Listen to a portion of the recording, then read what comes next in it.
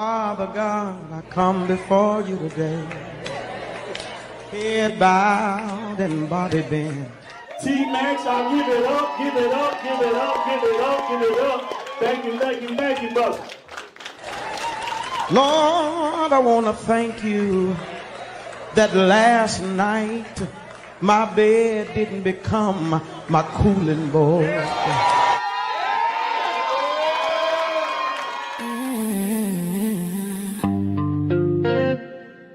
Welcome to the Content Creators Lounge.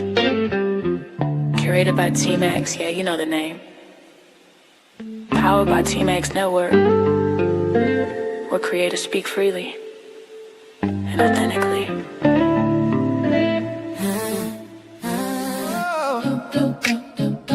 Oh yeah, oh yeah. Yeah. Welcome to the Content Creators Lounge. T-Max set the tone, let your guard come down. Yeah. This ain't surface talk, this real life sound, where truth and timing always come around. Yeah.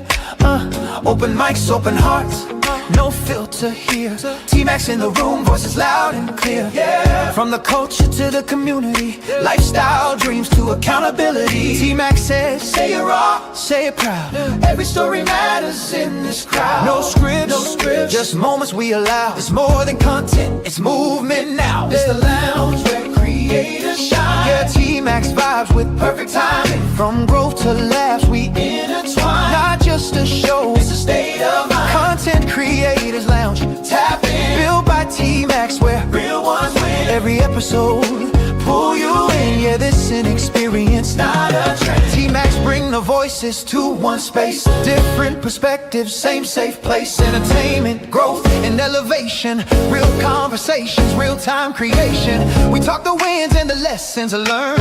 Every mic hot, every story earned. Laugh a little, think a lot. Yeah, every topic hit a spot. Woo! If it matter to you, it matter here. T-Max make it clear, every voice is here. Say it how you feel, say it with your chest. This a lounge where creators give their best. This the lounge where creators shine. T-Max energy, front and center. From growth to laughs, we intertwine. Not just a show, it's a state of mind. Content Creators Lounge, tap in. T-Max Network, let the convo begin. Every episode, pull you in. Yeah, it's an experience, not a trend. Yeah, T-Max Network. Yo, what up, BMU? Man, same old thing, man. But you know what? Like I always say, man, I'm honeymoon happy and peacock proud to be in the building with such astute people. And my boy T-Max, man, live. Y'all watching right now, you watching live. You know what to do. Hit the like button, hit the subscribe button right now to help this channel grow. We need you. We love you, and we want more of you. So come on in here, sit down with your girl, sit down with the person you don't like. We about to have a conversation tonight. All right. Appreciate y'all being here tonight. And T-Max, I appreciate you allowing us to come over and be with you on tonight as well, brother. Oh, no doubt, man. You already know this is how we do it. One family, one team, one dream. This is how we push it. But look, man, we got a special guest. We actually got two special guests tonight. They're going to be making some good announcements and giving us some entertainment, man. I think it's something fresh. We used to do it over here when we first started. Well, now, of course, things have changed and good things are coming down the road. So without further ado, man, let me go and bring up the rest of the panel. Ladies and gentlemen, without further ado, we got Mr. J. Prince for president up in the building. We got Chrissy True Blue. We got our girl Chantel, My Alchemy. We got Lance. We also got Ronnie Woodham, aka Mr. War Report. Then we got back without asking her to. She wants to pull up and be with the family permanently. And we got our girl Shiny P. What up, Shiny? What it do? What up, Pete?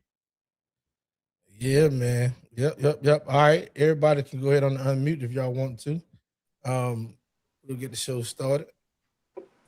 Yeah, what's going on, everybody? T-Max in the house. What's good? What's going on? What's going on, everybody? What's going on, everybody? Hey, it's a great theme song you got, T-Max. It's a great theme song, man. Man, you know AI be doing this thing. I just put in a few little words to tell it what to do, and it made me. I'm glad that you admitted that was AI. Hey, man, I bet said that. Where you been? Yeah. Man, I just got into a big fight of somebody that used the AI generated song and said that they broke the lyrics. All of a sudden, they became a music artist within yesterday. In some cases, Jay Prince, you can. In some cases, you can write the lyrics. Yeah. Yeah. We did you write can the write lyrics. your lyrics and put it in there, and they'll just put the music to it. Mm-hmm. Yeah. So just to give you an idea, Jay Prince, all I did was give, because I didn't even do it myself way back then. I know how to do it now, but I'm not good at it, right? But I gave somebody the concept of what my show was about. They typed in certain keywords and certain things that I wanted in there, and it spit that out. But we gonna hey, look, man, as we grow, we're gonna get better, because I think I got a maestro at the top. BMU good with that shit. So how do you feel that they pushing AI songs in the forefront of actual singers? The same way I felt when they pushed the microwave in front of the stove. It's a convenience. It's a good thing. I think it's gonna replace actual artists. It's already doing that now. Yeah. Yeah. It is. Yep. You ever went to self-checkout at Walmart? I like to go to the people. I know why you like to go to the people. Yeah, and you go to certain people line too, don't you? Yeah, because sometimes if I'm short, I can at least talk to them. I don't like doing self nothing. If you short, what do you mean you short? Like they say, if I need something, I could, stay at that register and bug them all day till they let me go. All right, man. Let's go ahead on and get into the show. But hey, first off, man, let's go ahead on and welcome our newcomers. We got brother Lance over here, Lance LP. Lance, tell the people who you are, where you from, and what you do. Okay. Hey, what's going on, y'all? Hey, first of all, I want to thank T-Max for just giving me this opportunity. We got a chance to talk the other day. Thank y'all for having me here. I can't wait to get some of this good game y'all finna give as well, too. I'm out of Milwaukee, Wisconsin, right? I don't know if y'all familiar with Milwaukee, about an hour away from Chicago. I currently run the Culture Courtside podcast, and also me and my partner, we just started the Seventh Level Network. We have a channel on Roku TV and Fire TV. So content like this is something that we're looking to hopefully bring to the network and have it grow and everything. And like I said, I got a chance to follow you guys, and you guys have some great conversation. I shared it with some of my guys and some of our listeners as well too. And like I said, don't be surprised. You see a lot of new subscribers all of a sudden, but you guys have some great content, a lot of laughs. Even before we started, that Facebook, she didn't accept my Facebook request. I was dying laughing off that. I'm like, that's the conversation people need to see and hear and all that kind of stuff. So one thing about me, just quick background, outside of running a new media company, I'm a sports agent. So I'm around a lot of my friends, play NFL, NBA. I'm the brokest of all my guys. I say that, but they still treat me like fair. And I have a good perspective on life and everything, and that's some of the stuff I try to share in our podcast. Try to give a good outlook on everything, perspective, both from the male and female side. I remember when I was in college, a lot of my home girls would come to me for advice and everything, and I used to tell everybody, T-Max, I was Steve Harvey before Steve Harvey, without giving up too much of the sauce back in college. You know what I'm saying? And it helped that I'm a member of Kappa Alpha Psi Fraternity Incorporated too. So I didn't give out too much of the game, but try to give perspective and everything. Between music, entertainment, fashion. Even on my podcast, Coach Courtside, I don't do bashing. I don't do that. I just give good perspective. Just kind of make people think. But outside of that, I'm excited to spend this time with you guys, and I'm just looking forward to continue to grow and network. That's all. Lance and my alchemy. Y'all two newcomers over here. I was almost at the verge of doing it, but I just want to give you a heads up. If you ever see a big ass 747 come across your screen, that means land your plane. Wrap it up. Good God, that's what I'm talking about. All right, too easy, man. So Lance, man, we welcome you over here. I do want to highlight you one more time because you had some information you wanted to put out. You can let the people know what you reached out to me with and some of the future stuff that we got coming down the pipe. Well, definitely. I want us to bring this amazing show to Seventh Level Network, where you guys record everything, send it, and it's on everybody's TV screens. I want everybody to see how amazing you guys are in the conversation. I've never seen nothing like this before.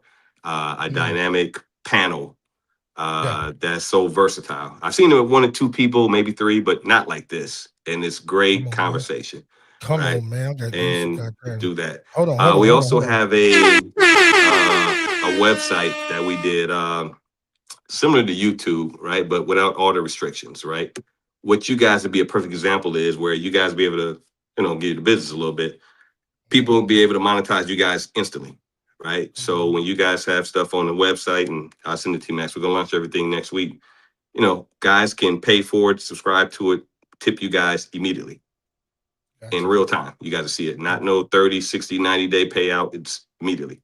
So that's some of the things we'll be able to share with you guys. And I'm excited to not only start this venture, but also work with you guys. And like I said, I'm a fan first. So that's what makes me excited. So. Okay. Well, Lance, there's two platforms that I know that you mentioned.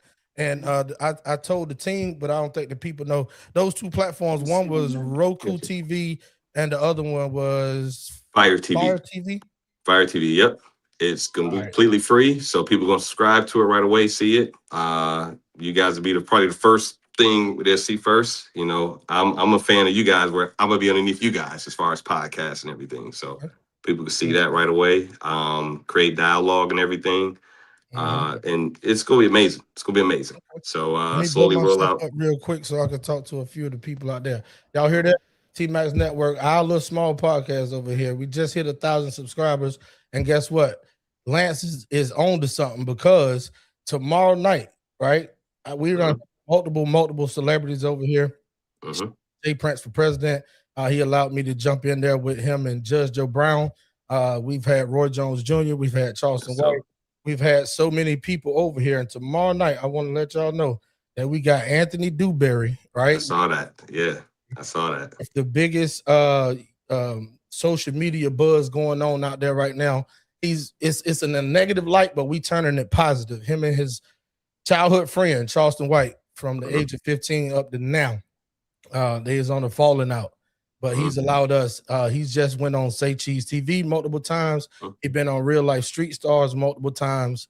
He's been on Vlad. They've been on all those big platforms, and those platforms has paid them thousands of dollars to come and tell their story. But guess what? He's putting up on T-Max Network tomorrow, because our vibe, our relationship, right, with Guns and Boxing, we are Guns and Boxing, executive protection of Charleston White, on the road doing his comedy show, and Dewberry has been there been there for Charleston as his right hand. So he's pulling up here tomorrow night, Monday night, 8:15 p.m. Eastern Standard Time, right here on this little bitty podcast called T-Max Network. With that being said, let's get to the show, y'all. Hey, T-Max, I say one quick thing real quick.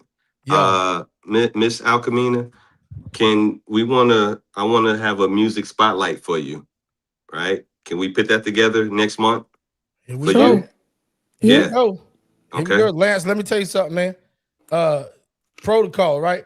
What we're gonna do, we're gonna get her and you to talk it behind the scenes. My fault. I wanted to say that. This thing up the right way. Nah, you good, man. Hey, God bless you. All right, too easy. Let's go. BMU, you ready?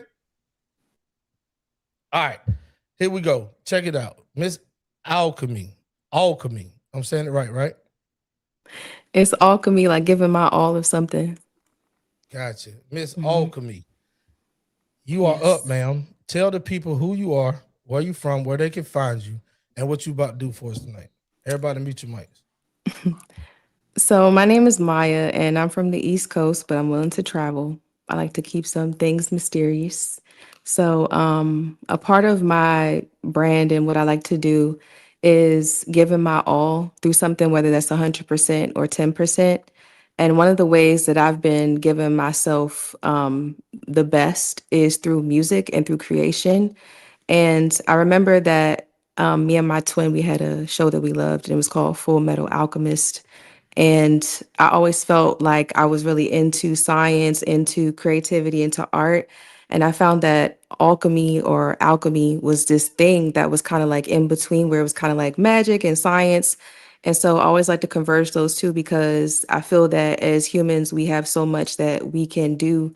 And so what I wanted to show people through like the things that I go through my life, through my health, and how it even affects my voice sometimes, is that even if it's 100% of my voice, if it's 2% of my voice, this is what I want to do. This is how I want to show people, that I want to keep trying. And like the way that I do that is through collaboration, through other people. So that's why I'm glad that I'm here, because this is one of my favorite things to do, is to listen to people and to see where they are in life and to see like their viewpoint, but also to see how we bounce off of each other. And then through that is how I alchemize myself, and then through them we create this space where it's like this synergy.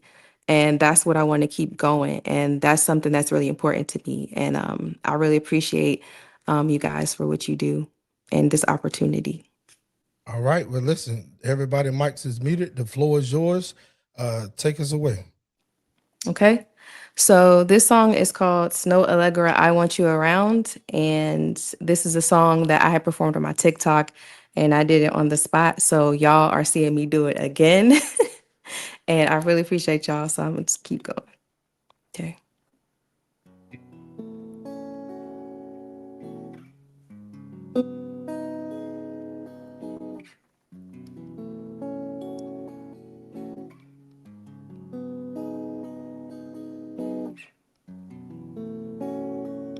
It's not that I want you here.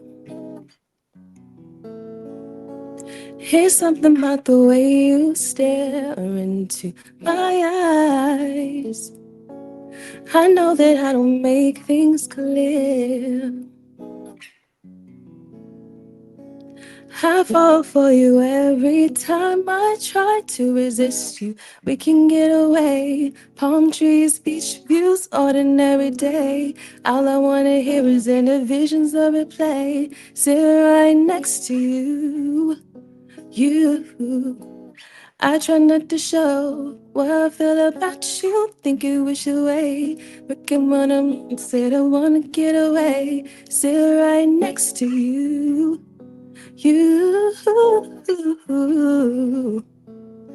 I just miss you. Yeah, I just wanna feel you. Feel you. I want you around. Around. I want you around. Around. I want you around. I want you around. Around. Round, round. Yeah, I want you around.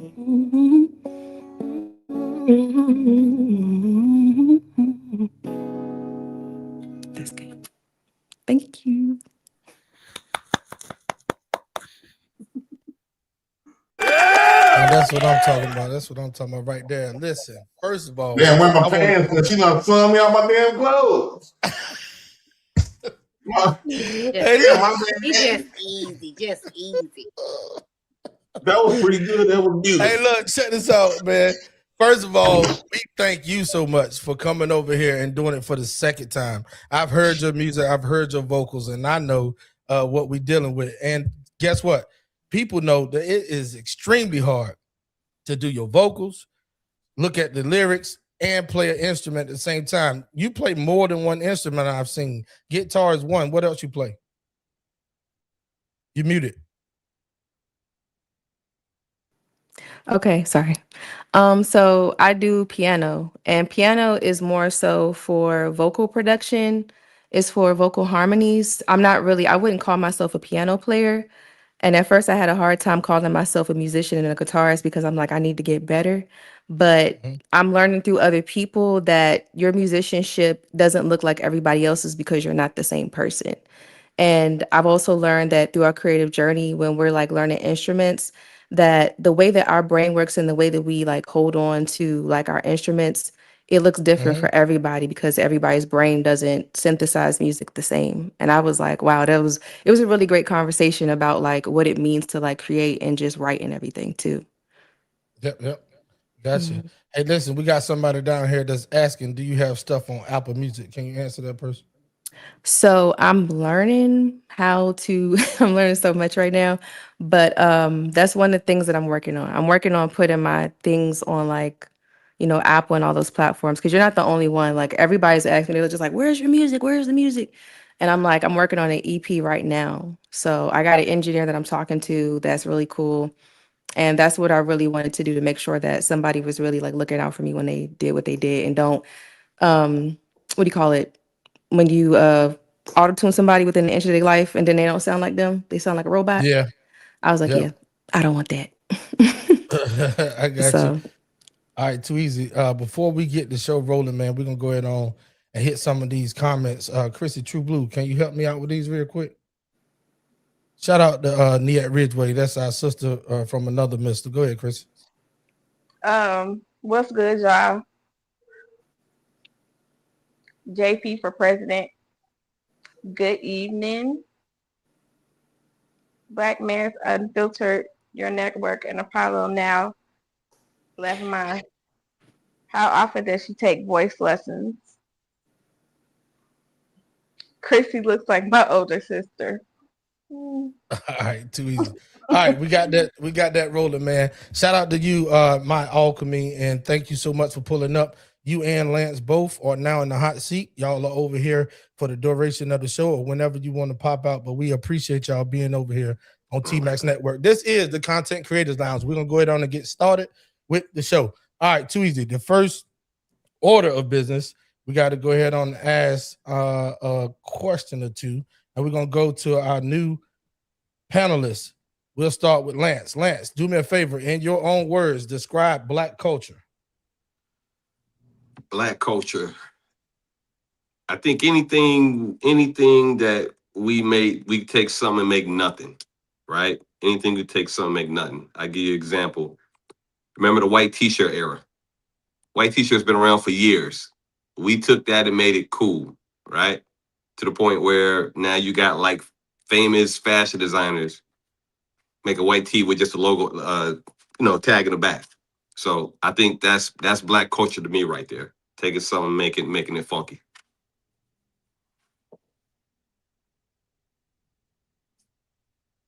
I'm sorry, I was muted. My alchemy on you. I'm kind of upset because he took my answer.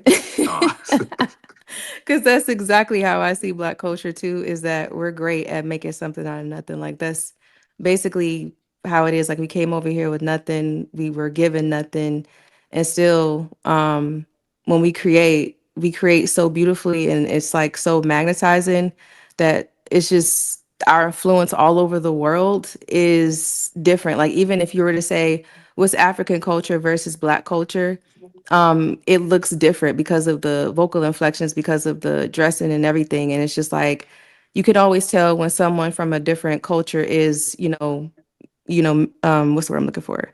Is imitating Black culture because it's so distinct and it's so magnetic, but it's so real.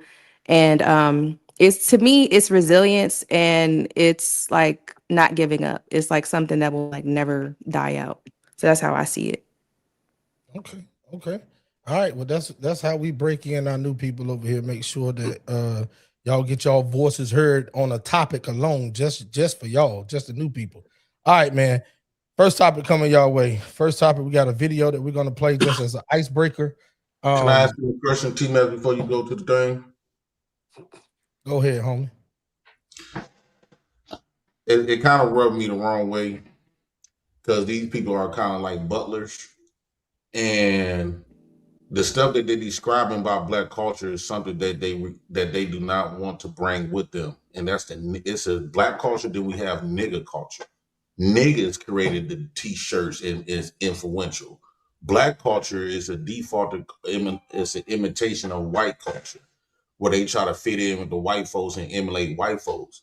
So when you talking about I bang in my white tee, I slang in my white tee, this goddamn bitch. Oh, this is my nephew in jail. Let me call you back, boy. So we have to differentiate nigga culture and black culture. I don't appreciate That's some nigga shit right there. You better answer your nephew or your cousin. yeah, I don't appreciate black people that's emulating the whites, taking credit for stuff that they don't even respect. So All right, got you. Hey, nigga Jay is Prince, you made your point. We're gonna go ahead on the move to the first topic because we got to get through this. I'm so glad we got a packed panel. Tonight we missing one person. We got one open slot. All right, until they pull up, we got one open slot. I'm about to drop the link here in a second. Lance, anytime you cut your camera off, it's definitely gonna drop you off the screen. But you good, homie. You good. Oh, Take sorry your time. about that. Sorry about you that. fine, homie. All right, so check this out. Anybody in their YouTube world, man, we're gonna drop the link on YouTube here in a minute. And make sure you got your cameras on. BMU, run it down, man, because they don't know how they got to present themselves coming up. Ladies and gentlemen, listen real close. Listen, if you're going to come up on the show tonight, we would love to have you. We got one slot left. But listen, when you come up here, make sure your lighting is good. Make sure your microphone is good. Make sure your badass kids are in the backyard or in the bed. And make sure your wife or your woman or your man or your boo-boo has said everything they need to say before you come on camera. We don't want any background noise. We don't want to walk through your house and do a walkthrough of your house. We're not here to buy your home. Sit your ass down, get in front of the microphone, have great lighting, kids in the bed, your wife well said, and we can move ahead. So welcome to the show. Come on in here and let's have a great show. Peace. That's what I'm talking about, man. I appreciate you so much. I'm gonna get the conversation started with the topic, and then I'm gonna drop that link. I know you're gonna do the same on your side. Yep. All right, man. So we got a couple icebreakers just to get. Hey, look, we're not gonna stay long on this. So if you're long-winded, I will interrupt. Not trying to be rude, but we got a time limit that we must meet. So here go the first icebreaker. This one going to the ladies first, then we'll go to the fellas next. All right, y'all pay attention. Ladies, let me ask you a quick question. What would you do? What would be the first thing? And matter of fact, I'm gonna start. It's fast. I want to know your quick time reaction. So we're gonna start with Chrissy first. And then we're gonna go clockwise around the panel. Ladies, what would you do if this happened to you? The first thing that you would do, Chrissy, is coming to you. Away from the pole, looking at that top wrist, and you can readjust the hand.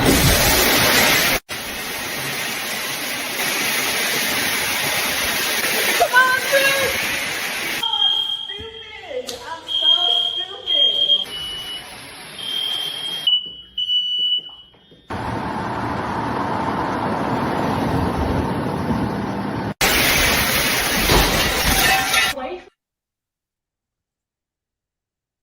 All right, Chrissy, it's on you. What's the first thing you're doing? Yeah. Calling the fire department. Shit, that's Okay, how great. you get. Fire department was outside. Cool. Chantel, what you doing? If it's my home, I'm turning the water off. Thank you so much. You done stole the show from everybody else. Thank you so much. Let's give us some hand clap. That was a house. Y'all understand? I asked that question to a few ladies. We ain't got to go around the panel. The icebreaker has been broken, right? First thing you do, hurry up and cut the goddamn water off. So many others want to call the police, call the fire department, leave out the house, grab their favorite vibrators from the side of the bed, and then they got to get. I'm telling you, I've asked BMU, I've asked so many, and they had not the right response. Is get the goddamn water cut off. All right. But trying to get the rose and gonna drown. People like, go ahead, BMU. Trying to get the rose and gonna drown. Hey man, it happens. You know what I'm saying? Fellas, y'all knew that though, right? Since she done took it from us, y'all look at all of them trying to act like they knew that shit. They half of them were gonna call the fire department too, Chris. I know. That's but that she looked like she was in an apartment. She didn't look like she was in a house. No. You saw apartments across the street. That was a house. You tried to put the whole shit together. No. Turn your water on. Yeah, I got a question for the panel on that water note. Anybody had to turn the water on? Shut up, Al. Say that again, Ronnie. Anybody had to turn the water on because it was turned off? Oh shit! You talk about hard times. I'm just saying, you know how to turn it on, you know how to turn it off. Y'all know how to cut your water back on after you ain't paid the bill, is what he's saying. I don't think they know that, Ronnie. They don't know about that long key. My belly gonna have water. Chantel know about it. Chantel definitely know about it for sure. Okay, that's a good icebreaker. I'm glad you got it, Chantel, because that means we can go to this next one and it just be fellas, we coming to us first. All right. Hopefully our brother Lance pull back up. I see he's still here, but he got his camera off. So check this out, fellas. It's on us. All right. Has this ever happened to you?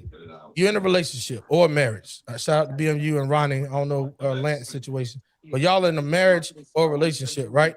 And most guys say that their woman don't want to see them happy, don't want them to have real friends, go out and do real shit. Anytime you about to have a good time, they're trying to block you from it or make up an attitude or a mood. So you trying to check on her before you leave, and now you late to the party, and now you don't even want to go because you like, fuck, like I got to stay here because I know if I leave and she's sad or she in her feelings, then I got to come back to some bullshit.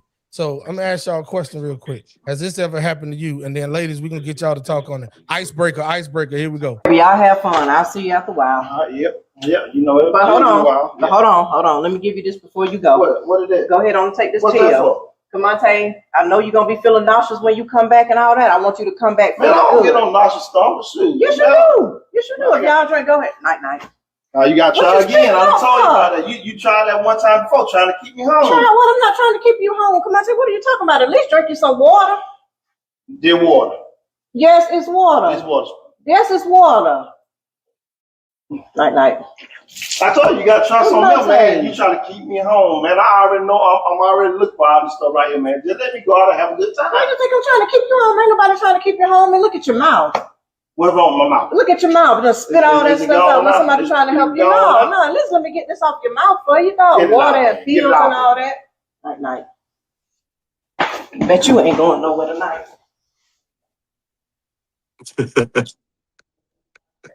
Y'all have fun. I'll see you.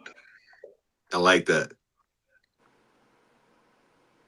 All right, that's our second icebreaker for the night. We going to the fellas. Fellas, did that ever happen to y'all? Maybe not in that magnitude, but has the old lady tried to keep you in the house when you was really just going out to have a good time?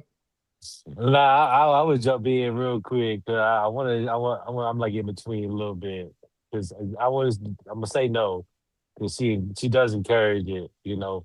Having some relations with somebody. You know what I'm saying? She is about that. But with that being said, I can't seem to get comfortable on the couch for 5 fucking seconds. When you know what I'm saying, when I do clock out.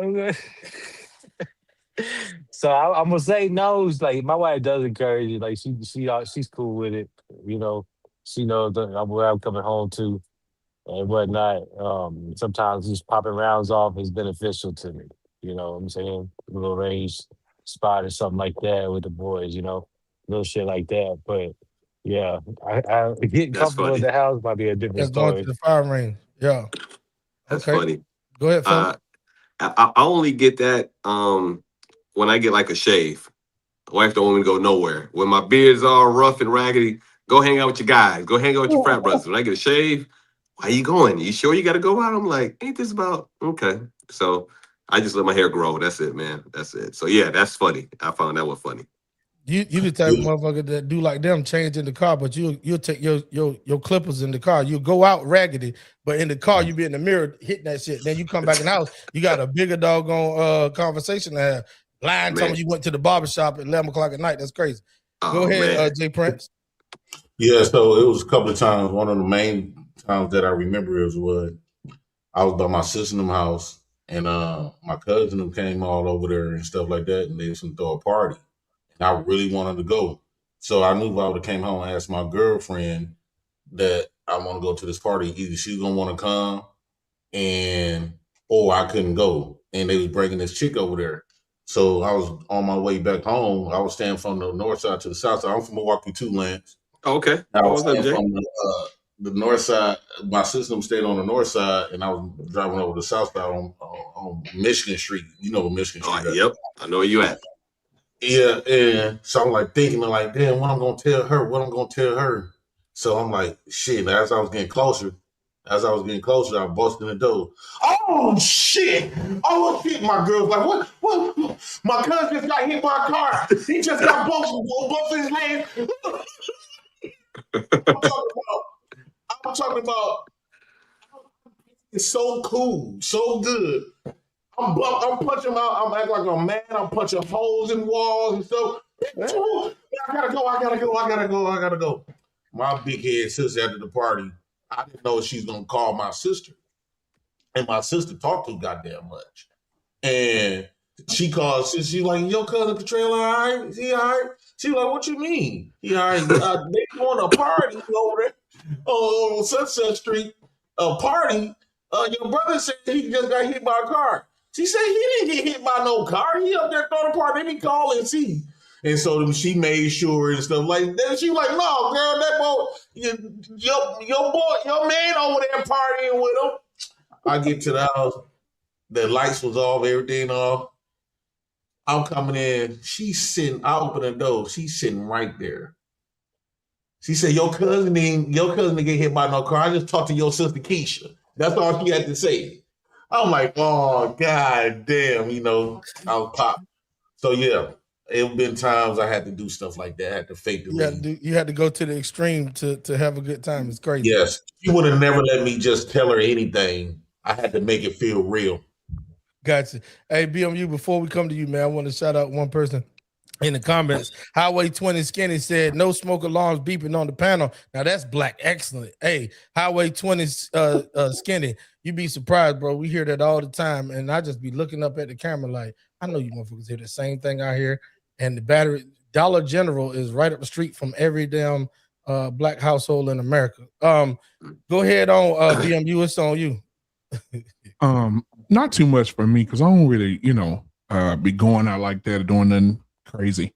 However, it's the baby voice thing for me, I think. Where you going? Do you have to go? Can we go together? Is it okay? Where I go? I'm gonna get my shoes. Can I go? Okay, baby. Come on. That's about it for me. It's just a baby voice thing. Y'all know that thing y'all do. And Chris, Chrissy, you got the baby voice? I can tell you look like a baby voice woman.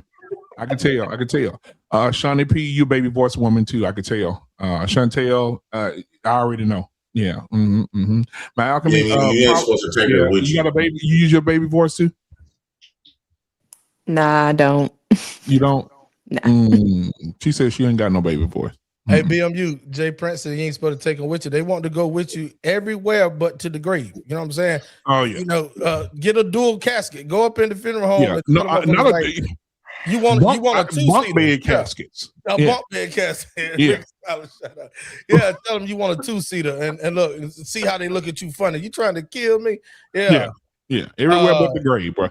Everywhere but the grave. BMU, that's crazy.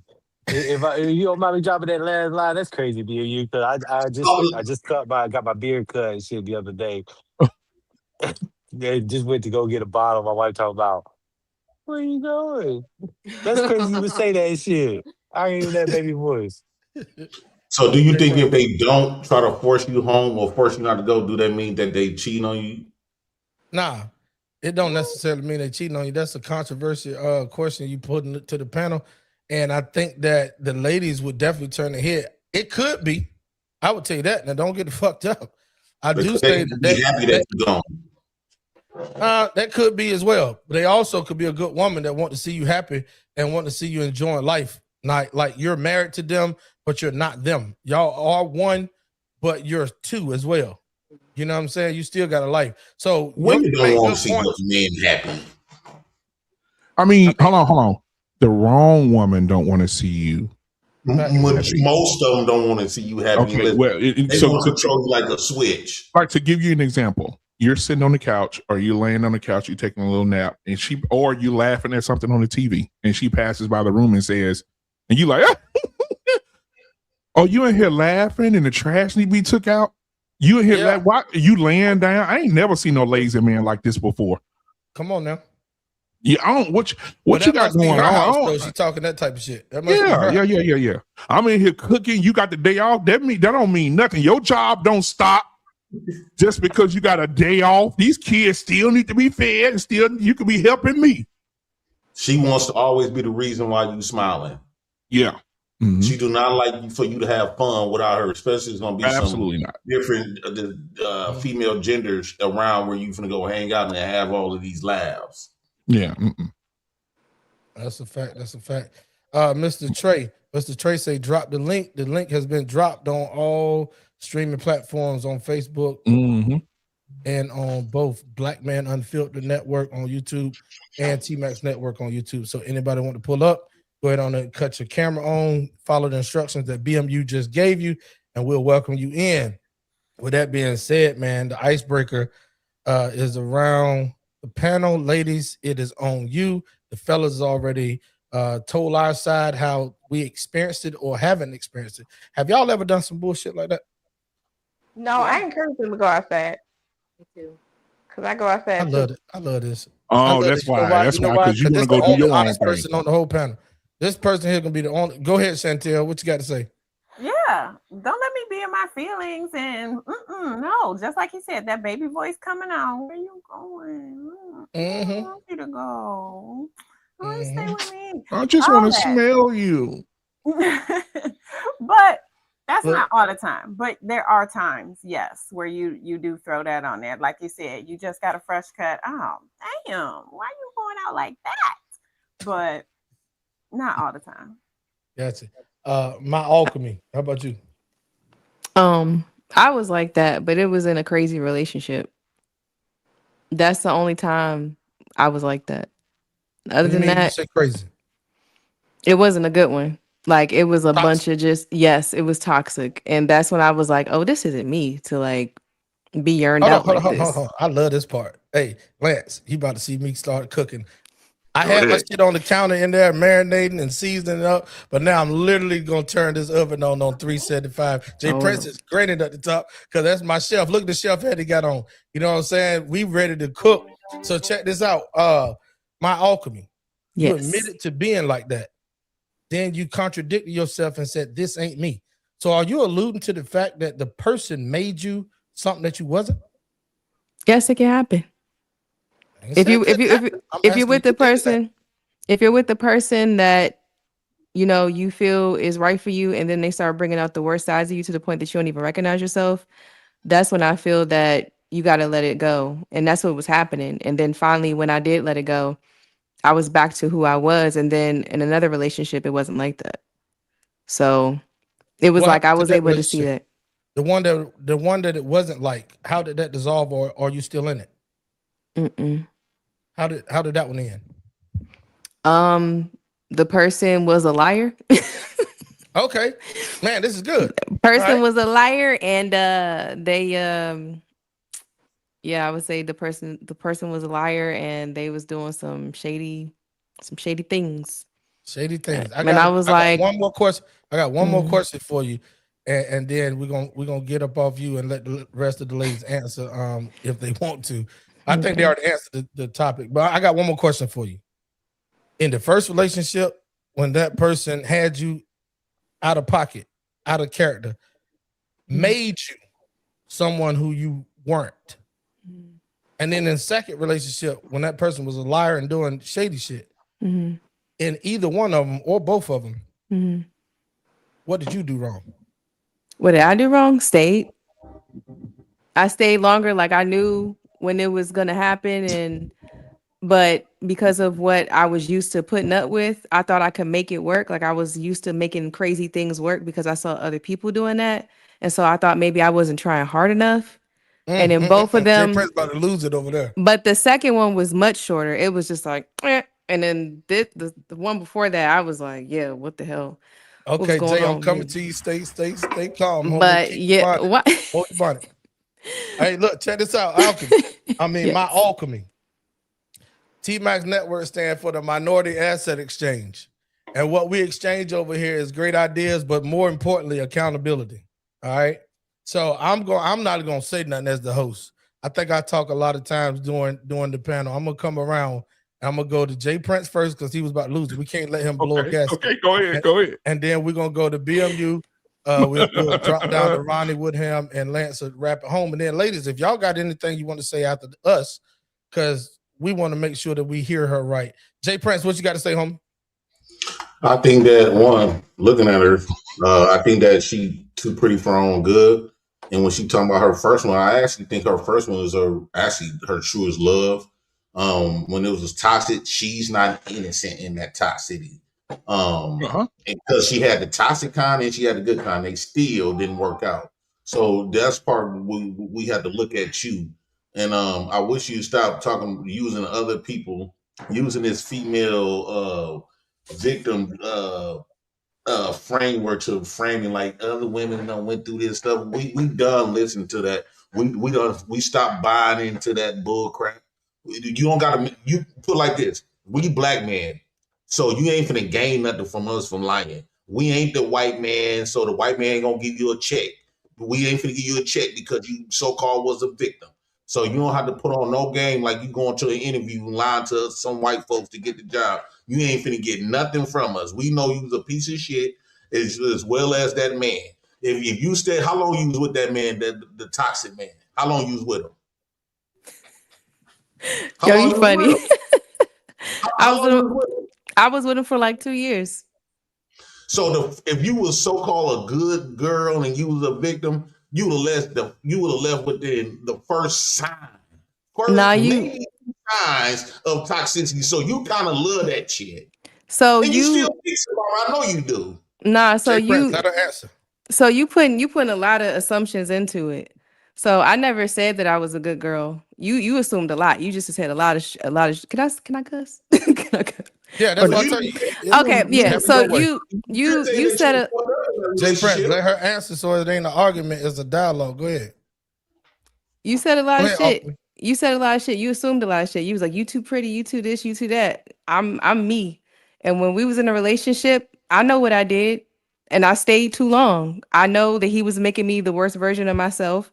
I knew what I wasn't. I knew what he was. And I knew that because I stayed, I did things that were toxic because I stayed. And I'm taking accountability for the fact that I should have broke it off before I started tripping like that. Like if somebody makes me into something, that I'm not, and I wasn't acting that way before, then it is what it is. Like you got to understand that I'm not putting all the. Hold on, Jay. I'm coming to you. You got to understand that I'm not putting all the blame on him because I did what I did because I was with him and I chose him and I was like, yeah, I thought I could make it work. So I'm taking accountability. Maybe it's not in the way that I'm saying it that you want to hear it, but I'm taking accountability and I'm saying I shouldn't have been there and I stayed and it was crazy and I left and no, I don't think about this man. I don't know what he's doing.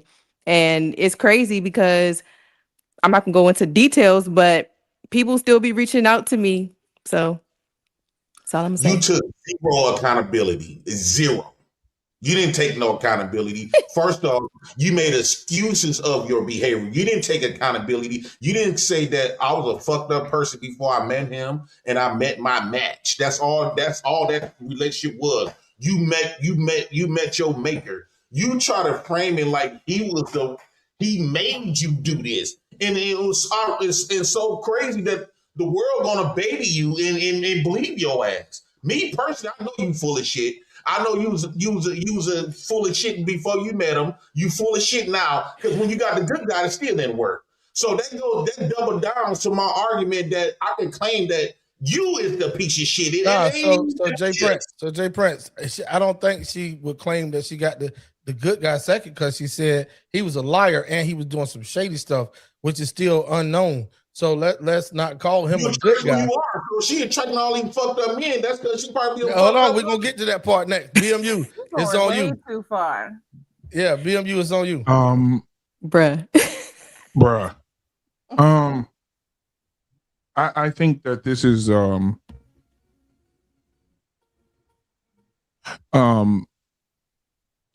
let me breathe for a second. Okay, so I think that anything that happens multiple times or anything that happens on a consistent basis and the person is involved in those things. My grandmother used to say, hey, listen, grandson, I'm going to tell you something. That happened to you in October and then it happened to you again in January? You mean you lying to me? You happened to you again in September? I said, yes, ma'am. She said, you the problem. I said, why, grandmother? She said, because you're the common denominator. All these things, same things keep happening to two people, but you're the common denominator. You're the same person, every one of them. They keep happening to you. You're the problem. And so I believe that when something happens to you over and over again, I think accountability, I think we should accept accountability. I think if it takes two to make something go wrong, right? It takes two. It takes when the fire starts, the reason it spreads is because it takes the oxygen spreads it. It picks it up and moves it. I think two things help things get out of whack. And so I think both people played a part. And I think the biggest thing in our community, in the Black community, that the women are angels. They don't do nothing wrong. And all the niggas ain't shit. He ain't shit.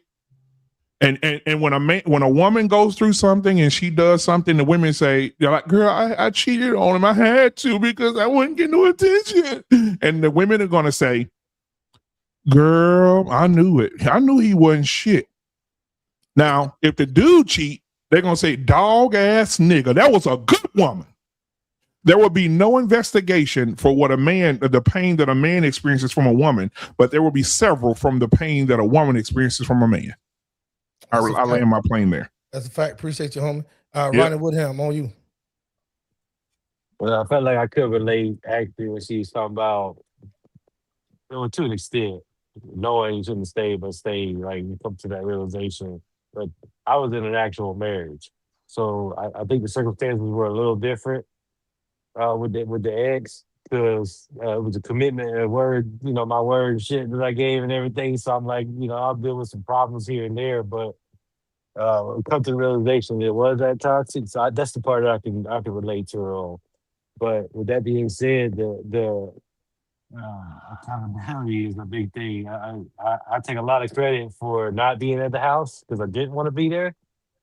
But shit, when you fucking coming out as a staff sergeant 12 years in the United States Army and your fucking TV's on the floor, you got no pictures and frames on the walls, it should look like a whole fucking barracks in Germany type shit on your home soil, and the clothes ain't washed, folded and shit, and there ain't no supper, and there ain't no bed, you know what I'm saying? Ain't no bedroom, but nothing. Like, this shit toxic as fuck. Well, you know what I'm saying? All right, we're gonna get up off of my alchemy, and we're gonna go to Shawnee P on the video clip. She said she could take it. I know that's right. Yeah. Oh, it's coming. You wanted to come back to you? I couldn't hear you. I mean, if it's okay, I don't know. I ain't got a lot to say. Okay, we're gonna let you defend yourself. I got an outlook to it too, T-Max. We're gonna move on. I got an outlook that I can share with everybody too for Alchemy. I think it's a different outlook I'll share with everybody. Only if y'all want to. Go ahead, man. Yep. Got you. Hey, I think everybody was saying, I hear where everybody's coming from. I'm gonna go a different outlook perspective. I think she was probably battling with wants versus needs, right? You want this guy, the guys you're with, it's probably not the guy that you needed, right? That happens a lot with women, right? They not, no offense to y'all. I want this guy. He may not be shit, got everything, but this is the guy you probably need, right? And a lot of women, y'all kind of struggle with that a little bit, right? So I think it was more of that. Those three guys just talked about were guys you wanted, but not the guys you needed. All right, too easy. Got your land. You still blaming me. Hold on, JP. Let's move to the ladies. We're gonna let my alchemy had the last word on her own topic, because she turned the topic into a personal thing, which I appreciate. Shawnee P, it's on you. We'll go around the panel to Chrissy Chantel next. I think I lost the plot. I ain't never been that girl. Like, I love giving. I love for my man to come home to me. Like this, I jiggle in the door. Because I just like. But I'll tell you this though. I work with men, and I will like they be smelling good. I'm like, you couldn't be my husband because you would not be able to wear no cologne, no none of that. So I can see why some women might want to be like, you ain't going out like that. But me personally, go. I will see you when you get home. Have fun.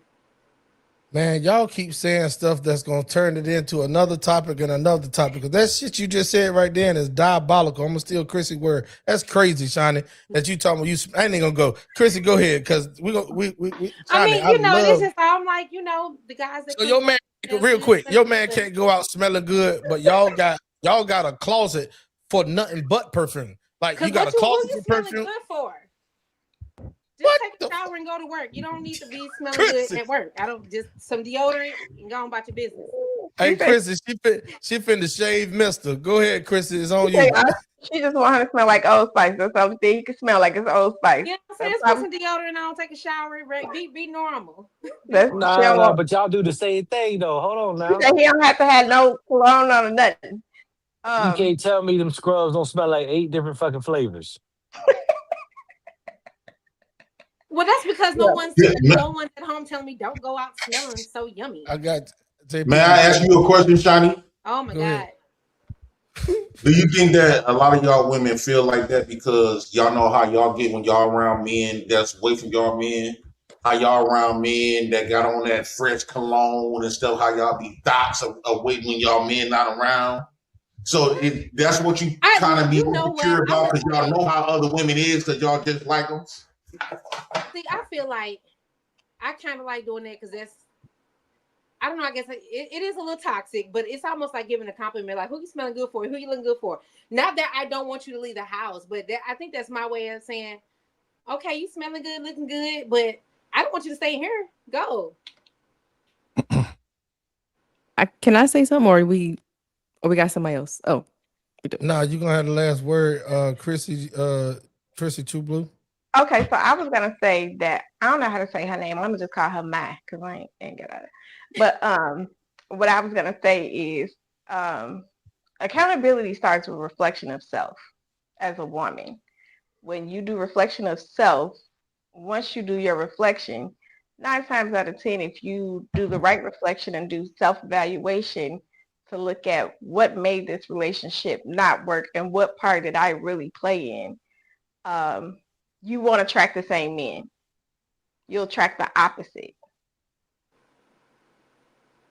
You know how to get going quicker. Pum. I mean, because, Chantel. it's probably still going to One show of the men was good and not she giving just it time. wasn't though. I got you, Jay Prince. Hold on, Chantel.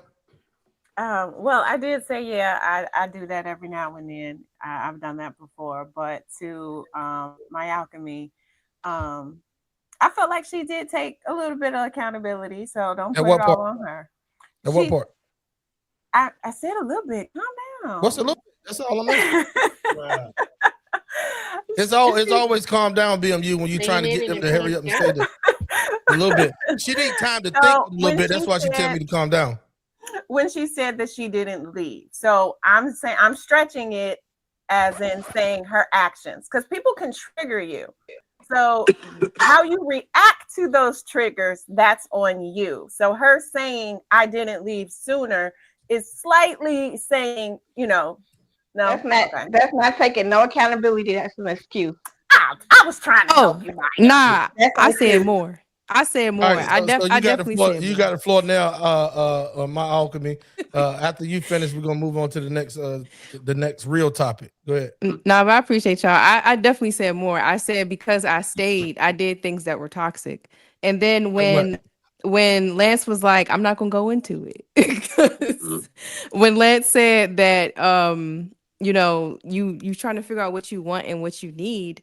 I didn't know what I wanted and I didn't know what I needed. I had to learn more about myself. And that's why when she was like, you get gone quicker, the second relationship, it was nothing. I was like, bye. And I wasn't that person again, because it's like, you don't know what you need until you're in it. And that was like a second thing for me to be like, all right, here's round 2. What you gonna do? And so I was like, cool, don't do that shit again because you was tripping. But that means your vetting process, you're not taking enough time to. You're not taking he enough lied. time. Go ahead. You're not taking enough time to. Bro. You're not taking enough time to vet them. Hold on. What's happening is this. You have you become a person. Your life shapes you to become who you are. And when you shape to be that person and you are a good woman and you have all these good things about you, you're nurturing, you're caring, you're patient, you're kind. What you do sometimes is you choose the wrong nigga. And then when you get the wrong nigga, you pour all those things into the wrong nigga. And the nigga that the next man you get with that you should be patient with, your patience ran thin with the wrong nigga. So now you don't have enough for the right nigga. Oh, so he not talking that's about what happened. That's basically what happened. I'm That's hoping right. because Yeah. You drain 'Cause yourself with the wrong nigga and you lose everything about yourself. Then when you get with the man you're supposed to be patient with, he gone. Then 20 years later, because I know women like this, 20 years later, you know what? Andrew was so good to me. I could have made it work with Andrew. He was amazing. I just wasn't patient, girl. And now you on a girl's trip, your knees are knocking, your ankles are clicking every time you walk, and now you ain't got nobody. Well, but I mean, it kind of, I'm sorry, but it kind of goes back to, like I said, that theme I said, wants versus needs. Yes. Obviously, men and women are different, right? For men, we end up finding what we need by bumping our head one good time. Bad relationship, maybe a child born, that does it. Where we say, okay, this is what we need, opposed to what we want, right? I'm a firm believer of that myself, right? So yeah, I think it's more of that than anything. Yeah, because that's how I feel. That's how I feel. I feel that a lot of times we grow. I'm crying. We grow in different ways. Yeah. And a lot of times we think we know something and we don't. And when we have more information, we choose better. It just looks crazy as hell. And so for me, like I that's why when she was like, he was like, did you stay longer? Like, what did you do? Like, it was that relationship wasn't even, I wouldn't even consider a relationship. The next one I did, like, it wasn't, and I don't even think it really wasn't even a relationship real. Like, it was just a person that I was trying to figure out what we were trying to do. So that's when I was like, when was the second part? Like, the second part wasn't even a relationship for real. It was just like me just trying to figure it out. And then it was like, all right, I'm gone. And then from there, I was like, you know what? I need a break. And I was like, yeah. So no more of this, no more of that. And right now, my man is music. And I'm just making friends and I'm collaborating right now because I know that I'm not emotionally available because I got some more growing to do. This is crazy. Jay Prince, I'm gonna let you get the last word. We got to move on. I'm gonna let you get the last word. But I just want to say this real quick. My alchemy is me, then BMU, and then Jay Prince gonna take us out, and he gonna land his plane very quickly. But the shit you just said right then about music being your man, that's so typical. That's so typical. I'm not talking about you. I speak in general. The only time the shit get about y'all is when you put your personal experience in it. You ain't heard me talk about hardly none of my personal experiences in the last year and a half, have you, Chrissy? Nope. I'm married to Sunday nights at 7:45 p.m. Eastern Standard Time on YouTube at the Content Creators Lounge for a reason, because it's general. It's general topics. When you bring it to yourself, now we're going to address and attack the point, not you. So the shit you just said right then about marrying music and it being your man is going to mentally and physically take you out the game. By the time you spend back around to the game, because the game changes every day, right? By the time you spend back around to the game, now we can call it the dating scene to make it sound more cute. The game, we can call it whatever you want to. But by the time you go to, are you seeking a man or are you waiting to be found? Okay, so I'm not seeking, I'm not waiting to be found. I'm just doing a little bit of everything. So I'm doing my music. And when I say music is my man, I mean that it's always been I've always been in a relationship with music, even when I was in these relationships. So maybe I should have gave it more context or whatever. But it's not like I'm just locked in with music. Like, music is the person that's always been there for me. I personify it, but it's how I get it out. It's how I get out, like, what I'm going through in a relationship, but it's not the end all be all. Like, it's always been there. It's consistency, but it's not the end all be all for me. So I appreciate it. You just made my whole point. And the reason why I tell Chrissy, Chantel, and the rest of them over there at all 4 seasons that I can't stand when a woman dumbs a man down to the phrase my person or my partner. Right? That's what the shit you doing right now. You're dumbing a man down by saying music is your man. So I'll tell you this, there's a whole bunch of women out there with poodles and shih tzus, and that's their man. And then when they get into a relationship with a man, they still mentally, I know, right? This is gonna be good. You got to go back and tell the rest of the people at TikTok that over here, these mugs is crazy and they really speak their mind. So I'm gonna end it. BMU gonna go, and then Jay Prince gonna end it. All right. So I'll land my plane by saying this: stop replacing, because when men never say basketball is my woman, men never say I love motorcycles. Got two of them. Men never say motorcycles is my woman. I tell people, because I hear bitch ass men that say their wives won't let them get a motorcycle. I say my motorcycle won't let me get a wife. But that's different from saying that my motorcycle is my wife. I would never want an object. Piece of object, or not even just that, Chrissy. Hobby is what I was trying to say. A hobby. I would never replace a woman with a hobby to say this is fulfilling like a woman would. That would be diabolical. Go ahead on. I'm gonna stop using your word, Chrissy. I'm using it for a reason because I heard somebody else on another panel that visited over here use it like 5 times in one sentence. It sounded funny with them. You said, go ahead, BMU. I'm doing everything I can. I'm touching myself every day because music is my man. Right? That's what you're going to be singing in about 10 years.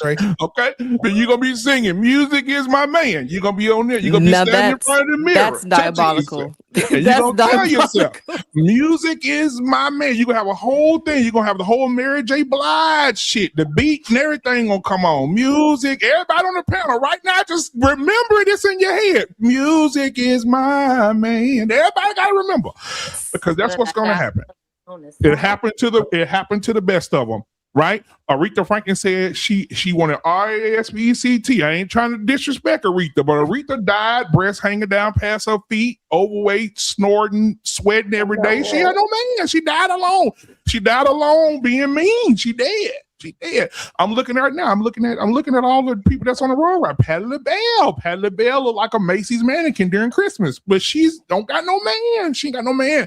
And she out here saying, you know, she ain't got nobody. She ain't got nobody. I'm looking at all the women. I'm looking at them. I'm looking at all of them on stage. I'm looking at them. And all the women that was out here back in the day who could have got a man in their 40s and their 30s, they just don't have nobody. I'm looking at Sanaa Lathan. Sanaa Lathan starting to look like an English bulldog. She don't have no man. Halle Berry damn near made it out. She's 60. You know, she got a man, but Regina King, Regina Hall, all of them don't have no man. Trio, that's Vivica Fox, Vivica Ray, and what's her name? Sunshine. What's her name? Vivica. I can't think of the other girl name. Vivica looked like her cheeks got stomach cancer. I was about to say we ain't even playing Vivica no more. We started playing her a long time ago. I saw Vivica Fox the other day on Independence Day. I said, look, Lord, what happened? Her cheeks look like she got they got stomach cancer. And so all these women, you better right now, Alchemy, listen to me. Right now, Nia Long. Woo! Y'all remember Nia Long on Friday running down that sidewalk? Everybody say, damn. Right now, Nia Long, she look like a running back for the Giants. She not, gang. She got no man. Right?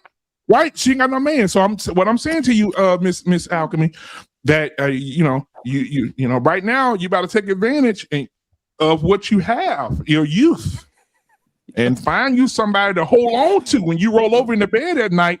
You ain't reaching for the flashlight to see who knocking on the door. You're reaching for that penis that's hard enough to go down there and stop anything coming through that door. I'm telling you right now, y'all gotta stop doing this. Y'all gonna be at the house, and the only thing you're gonna have to fight with. Do you know how to shoot a gun, Alchemy? Do you know how to shoot a gun?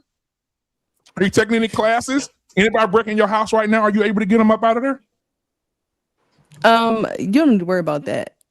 Okay. You don't need to worry about that. It's okay. I just want to know. You protect yourself. Let's go ahead on the transition. Hey, everybody. I mean, you gonna come up in here tomorrow? What you gonna do? Like, you gonna teach me some classes? I got you. Yeah. All right. Yeah, I'm gonna DM a message. You ain't teaching nothing. Your wife will cut your nuts off. Trey, I was about to introduce you, dog. Trey, ladies and gentlemen, welcome Trey to the panel. Jay Prince about to go ahead on the wrap us up on this icebreaker. Go, Jay. So this is problem, and sorry. Hey, go without throwing like serious insults to the person, but to the point. I mean, Lance.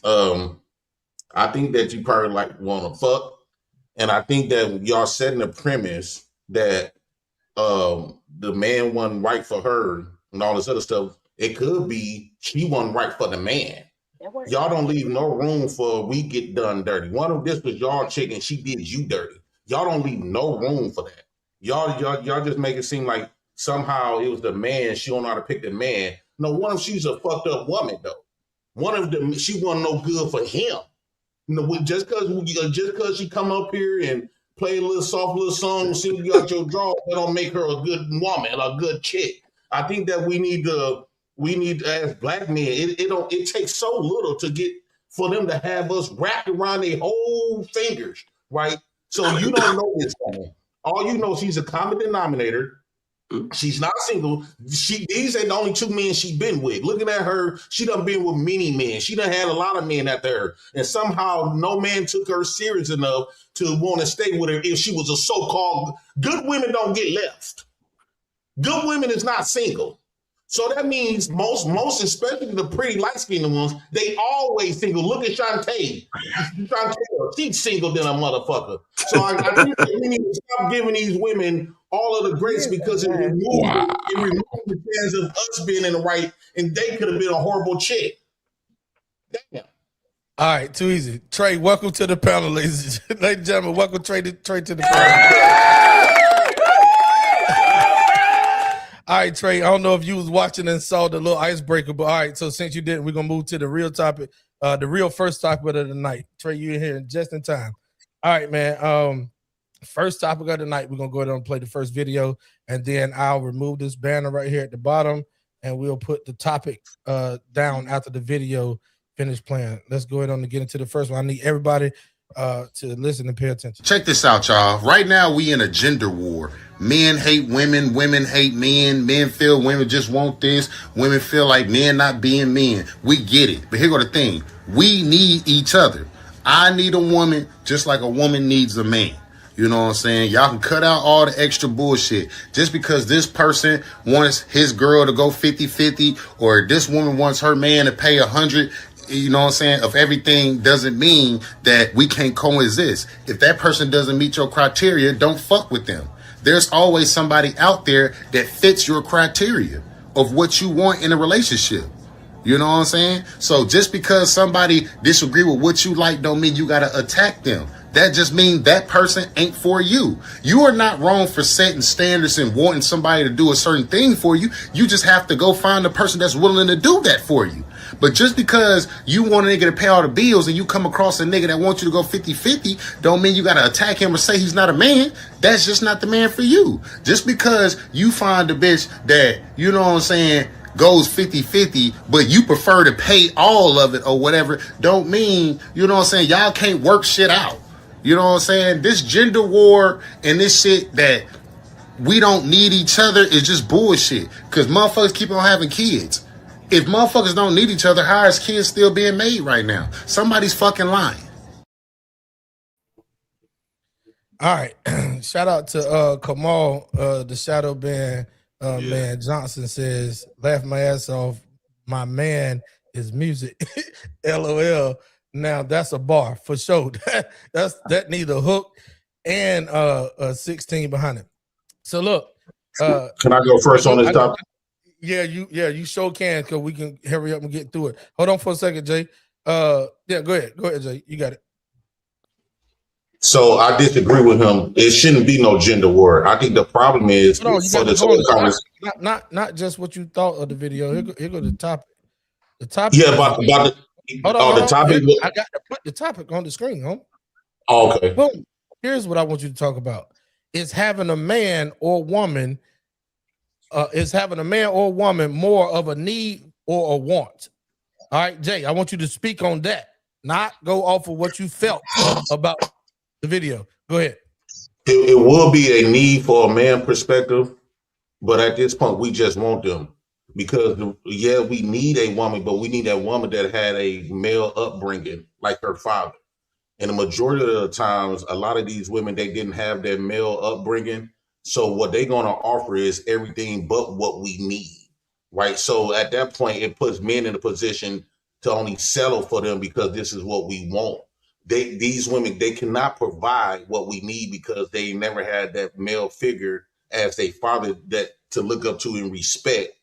To understand us, men and what we desire and what is considered controlling or misogynistic and narcissism, all this other stupid shit.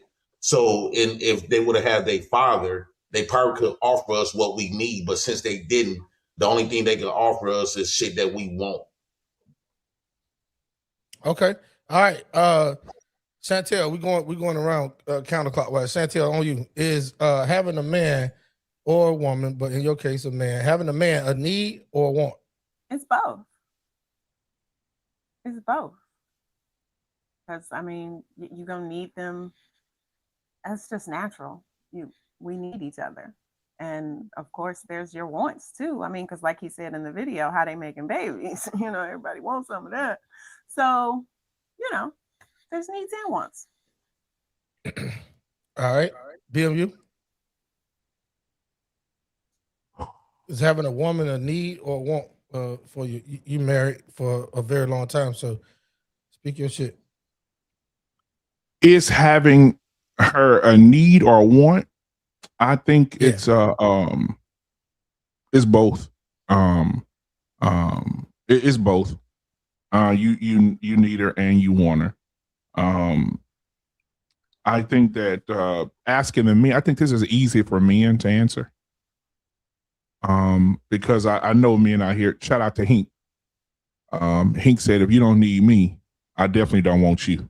And so a lot of men think that way. Men want to be needed. It's a thing that's inside of a man that he needs to be and wants to be needed by his woman. But we live in a culture right now where they're adjusting the AC a lot, and so I don't need you. I mean, I don't need you. But I think that, if you're not needed, then it is what. But I think it's for men, it's easy to answer that. Yeah, it's a need and a want for sure. Gotcha. Chrissy, True Blue, it's on you. Mm-hmm.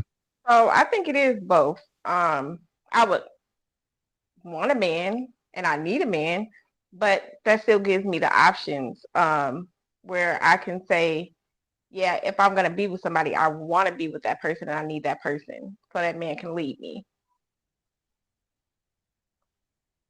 Okay, Trey. Yeah, men don't need women. They've never needed women. I don't need a woman. However, women need men. And I can prove this because all you have to do is watch an episode of Bear Grylls and Survivor and watch women damn near die without the help of man. The fact of the matter is that everything you have is probably because a man built it or maintains it. So we don't need y'all. Society needs women. That's the thing. And that's the trick. And I will say that is maybe the curse that God put on us is that, well, we can't really propagate a society without you. But the truth of the matter is that personally, day to day, I don't need a woman. I don't even need to speak to you. There's nothing that happens in my life where I needed to go to a woman and have a conversation with her at all. I don't need you to make money. I don't need you to cook my food. I don't need you to clean I just don't need you at all. And especially when you're raised by a single mother who taught you how to be independent your entire life. So you damn sure don't need a woman. So no, men don't need women. However, women would perish if they didn't have men. But if men didn't need women, you wouldn't be here. To the point I made before, that society needs women. To propagate a society, women are needed. But a man personally, and if he doesn't want a family, if a man doesn't want a family, what does he need you for?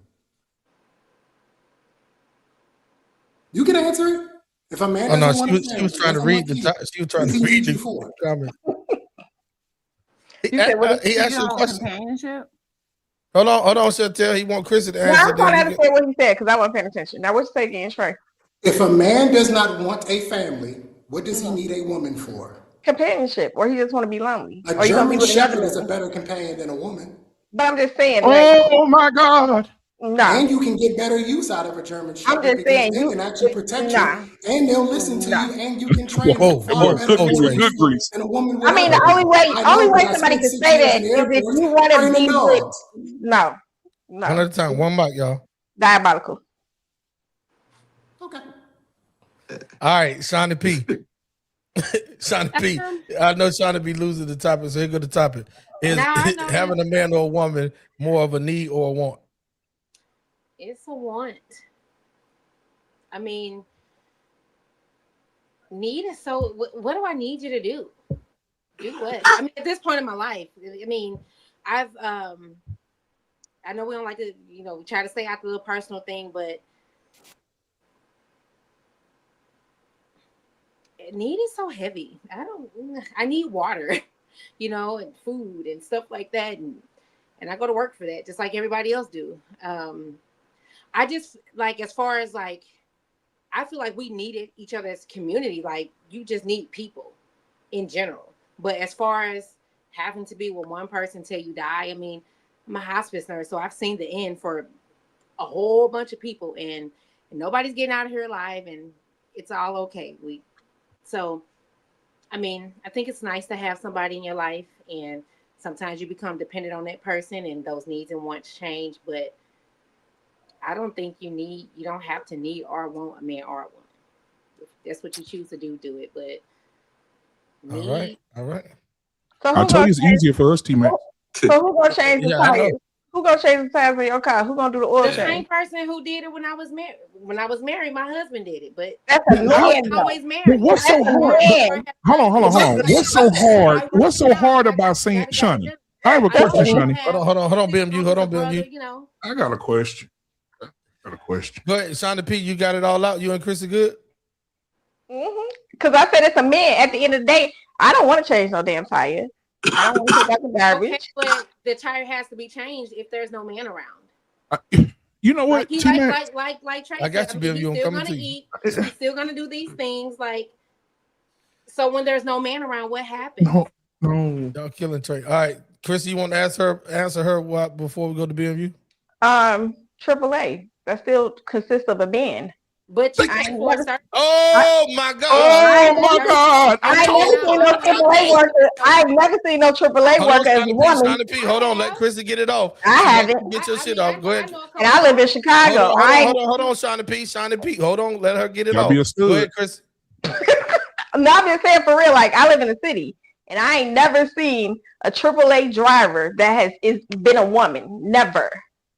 Now, Shauna P said what most women would say just to prove a point. She said, I seen a couple. So we do know that's a one-off. Their name is Big Shirley on What's Happening. The couple because that I'm you not seen. trying to go home with Shirley. I just want my service done. No, I know. I'm just saying the gonna couple of women that you seen, they were like Big Shirley. They was not really feminine like the women like y'all on this panel.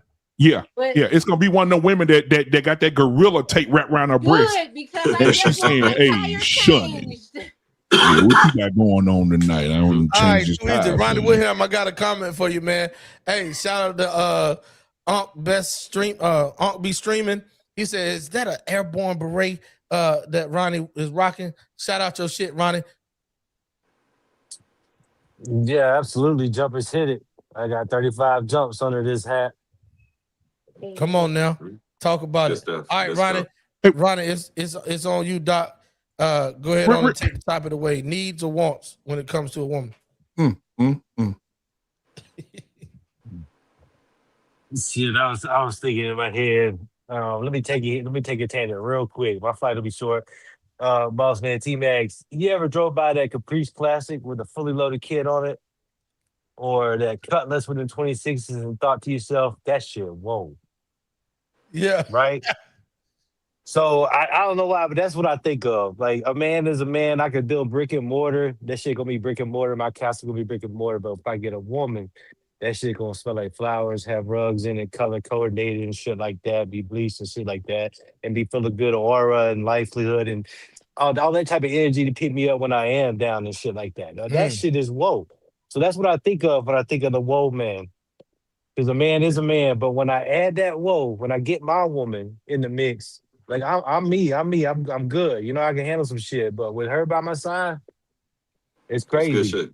That's good Ronnie, shit. that was good shit, bro. Like I'm sorry that I blew your screen up late, but at the end of the day, you just took it. Like, you took the words out of my mouth. I'm gonna go and then I'm gonna pass it around to Alchemy, right?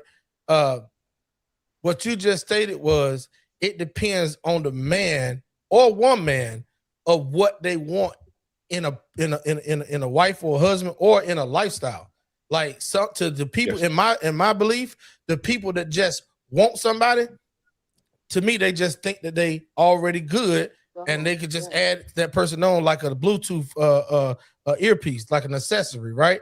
But the people that are good, so like good here, surviving, but at the end of the day, they know to elevate and really not elevate like material things, but in fulfillment in life to say that walk this journey and go down the road. I think those people is whoa. Go ahead on my alchemy.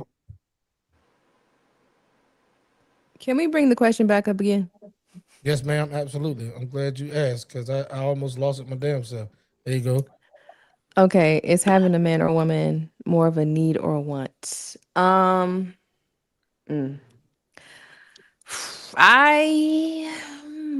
think it's both. It depends on what you need, depends on what you want. That's how I feel.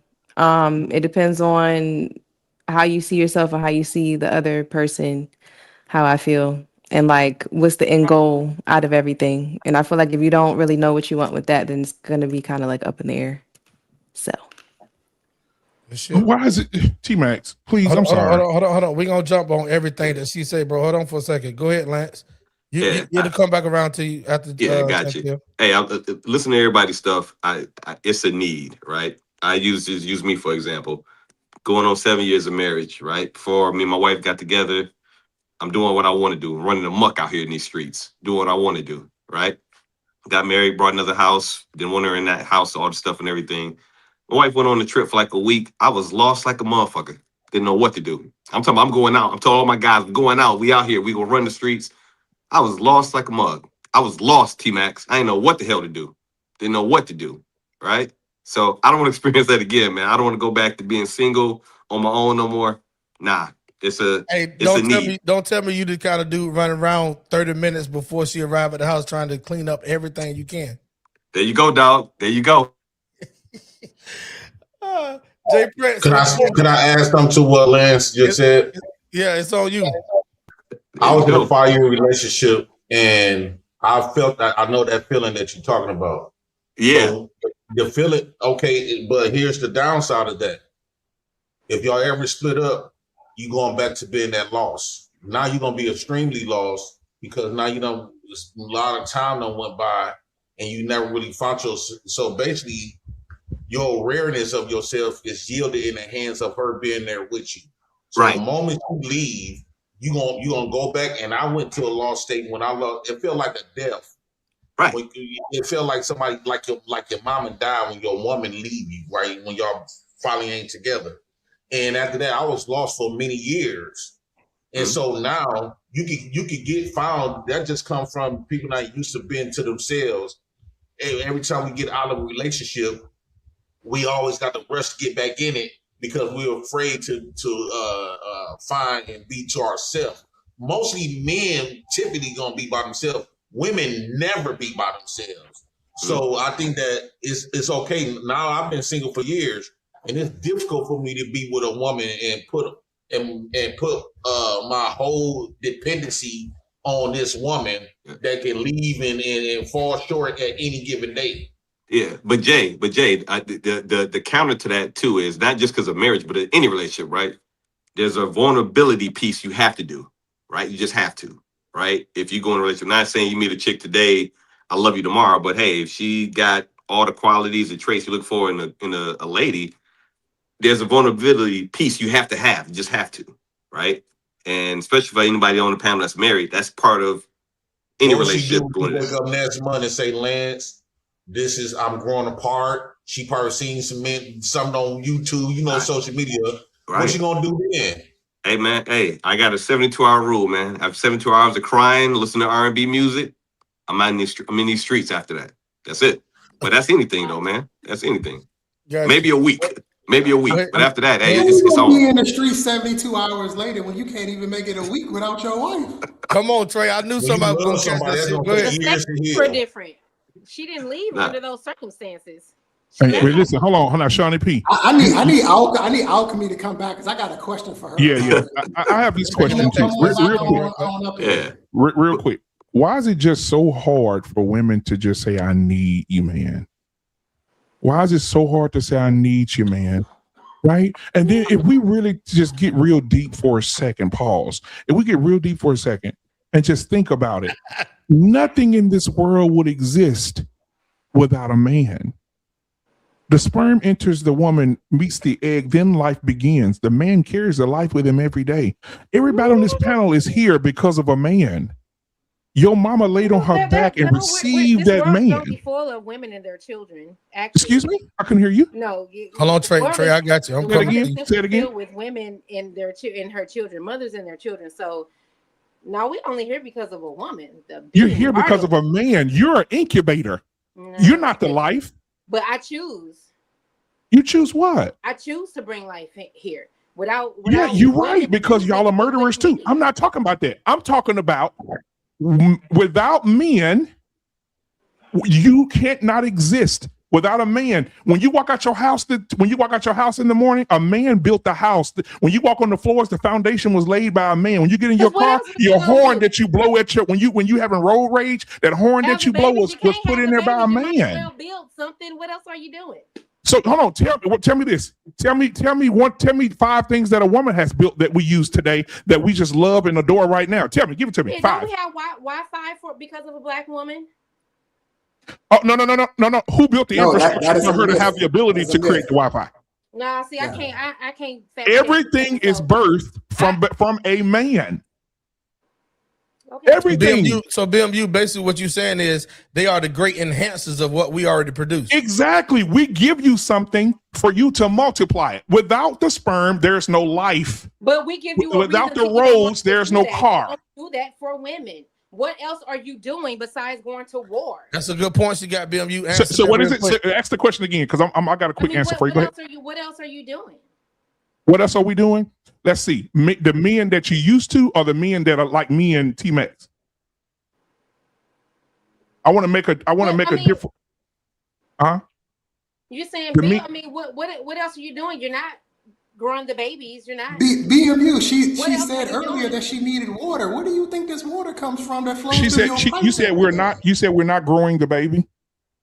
I said, what else are you doing? Because I mean, you're saying, because what else would you do if you're not building? If you're not using your testosterone to? If we're not building, we were designed to do what we're doing now. So we were designed to do this. Take a man. You know what? You know what I would love to do for you? I would love to, like I said this last week, but I'm going to use different words. I would love to have the power of God for 24 hours. And I want all the men to go to sleep for 45 days. Don't do no jobs, no construction, no nuclear plants, nothing. And I want the world to be ran by women for 45 days straight. This bitch would blow up. It would turn upside down. I mean, there no would one's be getting out of nothing. your The life. nuclear Hey, plants don't would try blow to up. hold on. My alchemy. Don't try to take that natural. You know this shit is live and being recorded, right? So your first initial facial expression when he said let the men go to sleep for 45 days, you don't want that. But then you started to turn around to change your face like bullshit. We got it. Do you want all men to just not come to work, don't do shit for 45 days? Yeah. And let us see what the women can do. Any ladies? I mean, what was the question again? Can you ask that again? 45 days. If all the men stopped, if all the men decided to say, you know what, we're all going to not do anything for 45 days. We're not going to work. We're not going to build nothing. We're not going to do anything for 45 days. What would the world look like if women ran the world for 45 days straight? I would like to see that. I would like to see that data. I would like to see how it goes. Find that Bear Grill for you. I would sincerely love to see how it goes, and because I want to know too. I want to know what the women can. This is the point I was trying to make earlier. We already have the proof. We already seen it. Yeah, we already have. You just ain't seen it. They did an entire show about this. It's called Bear Grylls. Yeah, Survivor. They took 12 men and 12 women. They separated them, put them on separate islands. Do you understand that the women were walking around in circles? It was so bad that the producers had to come in, who were men, by the way, had to come in and said, if you guys don't get this together, we're going to have to take you off this island so you don't die. By the way, the men had already had shelter. They had water. They had already divvied up the plan. Can somebody drop that in the chat? Okay, so I feel with that. Oh, I feel like I'm too close to the mic. I feel like I'm about to sound like Eric Mays. No, you sound good. Okay, I feel like with that, it's a societal issue because a lot of times like they already made their ideas about women, so we don't get to do a lot of things that men can do because they think that we're weaker, or they don't like there's a difference between a biological weakness. Like biologic, there's limits, and I'm not saying that women can do every single thing that a man can do. Like, let's be reasonable, and let's look at the biological aspect of it. But I feel that because people have like men, so a lot of men have already made their minds up. I'm like, well, I want to see without the show and the parameters of a show, like, because there's also some things that are within that. I'm like, what can we do outside of that? Because I feel like that's just one aspect of it that's very specific, that like hinges upon a lot of things that a women can't really they don't really have a chance to really explore like that, like deeply, truly, honestly, with no like just all right, hands off. I have a question. Because I feel like we need more teaching, like, because if you don't know something, you don't know it, so how can you do it? Because there's just so much that I feel that we haven't been taught as women as well. I don't feel like it's equal, so it's already kind of set up for it to crash and burn and be like, well, the women don't know what the hell they doing, because I'm just like, well, I mean, have y'all ever really gave us a chance for real, like, and then like with teachers and not be open to be like, so you're just, oh, you're a little cute little. I'm like, we could collaborate, because that's how I feel about it. Ma'am, let me say something. God capped you. Let me tell you how. He's a reminder that you're the weaker vessel and you can't do what we do. Let me give you an example. If you and I went to Alaska and we were to set up, you was on one side and I was on the side, and they told us, go hunt for our food, right? And they said the food of choice for us to win the money would be a grizzly bear. I would go and try to fuck the grizzly bear up. You would, say for instance, let me tell you how God capped you. Say for instance, your menstrual starts to happen. Do you know a grizzly bear can smell a menstrual of a woman from 5 miles away, and he'll hunt that scent down, find you, eat you, and maul you to death because he smells that? You are not meant to do what we do because you weren't made to do it. And even in history, you look at the Indians, the women stayed, built the fires, raised the children. Why didn't they go out and hunt with the men? You want to know why? Because they knew women bleed. They knew women give off a pheromone that most predators want to eat. And so you're not like us. Okay. You don't do what we do. And I'm gonna say this. If me, T-Max, Trey was on one island together, and they put you and Shawnee, I don't even want to put Chantel and Chrissy in this because they on our side.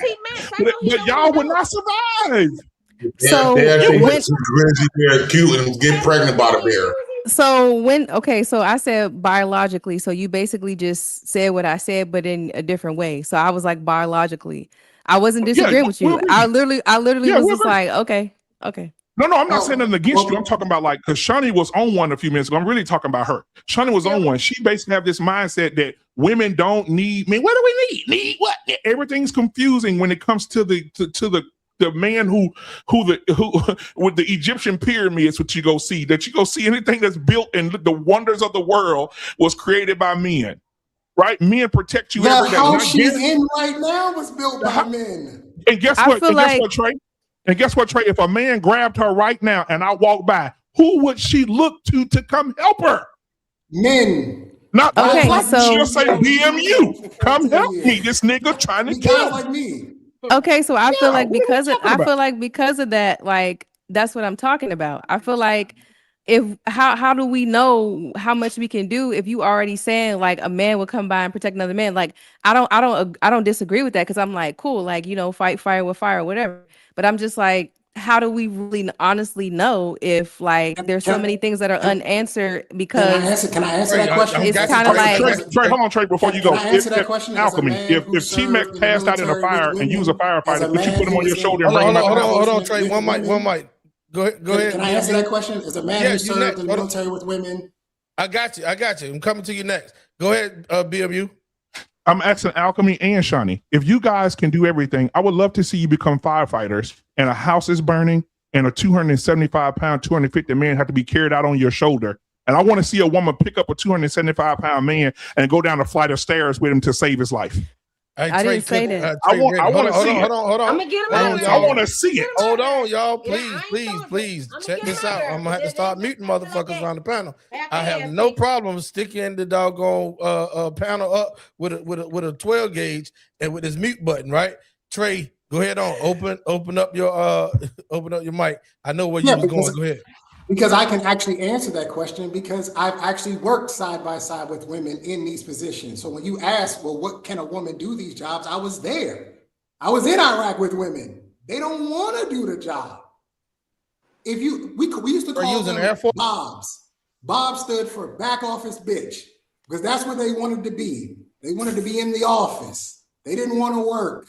Well, I said what I If you go said. into a police department right now, when you go inside the office, you're going to see a majority of women in the office working. Why? Because it's safe and it's climate controlled. Majority of the patrol officers are men. Why? Because we're the ones that are going to go out there and actually do it. I have worked side by side with women, and I've said this before. Yeah, I got you. If it were up to me, y'all wouldn't even be allowed to be in the military nor be police officers if it was up to me. Because to be quite honest, you're kind of more useless space than anything. And I say that having a baby with a female officer. I have a child with a female officer. Just more useless space than anything because I've been there. You're just not built for it. It's just at the end of the day, your body is just not built to do what we do. You guys can't work the hours that we work. Your body hurts. You got feminine issues going on. You got emotions going on. You got a lot of things going on. You're just not built to do it. Let's read some super chats, T-Max, if you don't mind. And there you go. She was raised with feminism.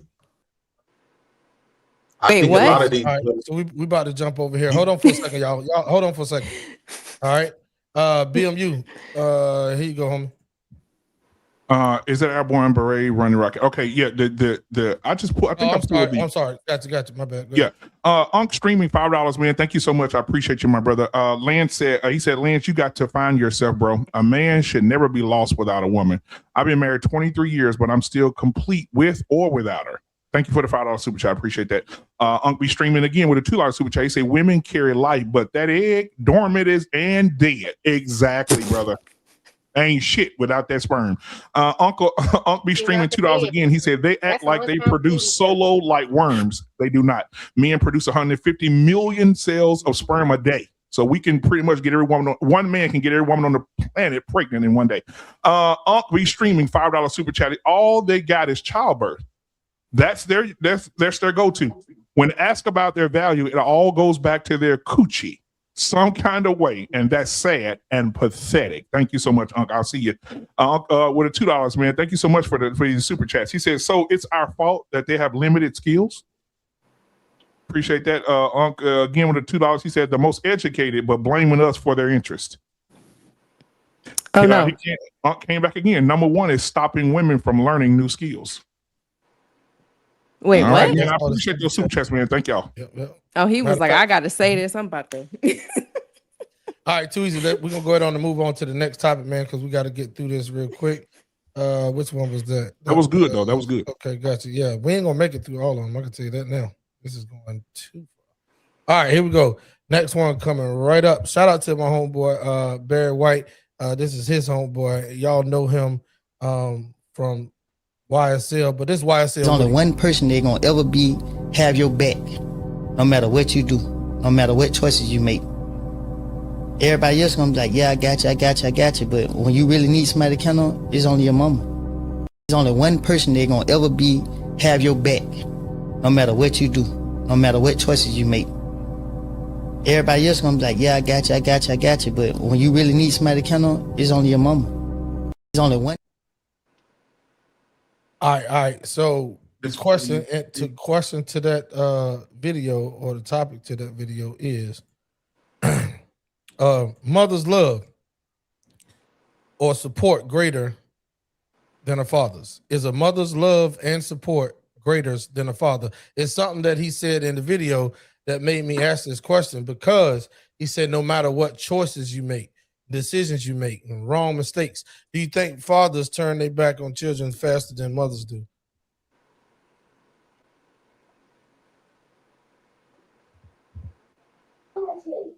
I would say, yeah.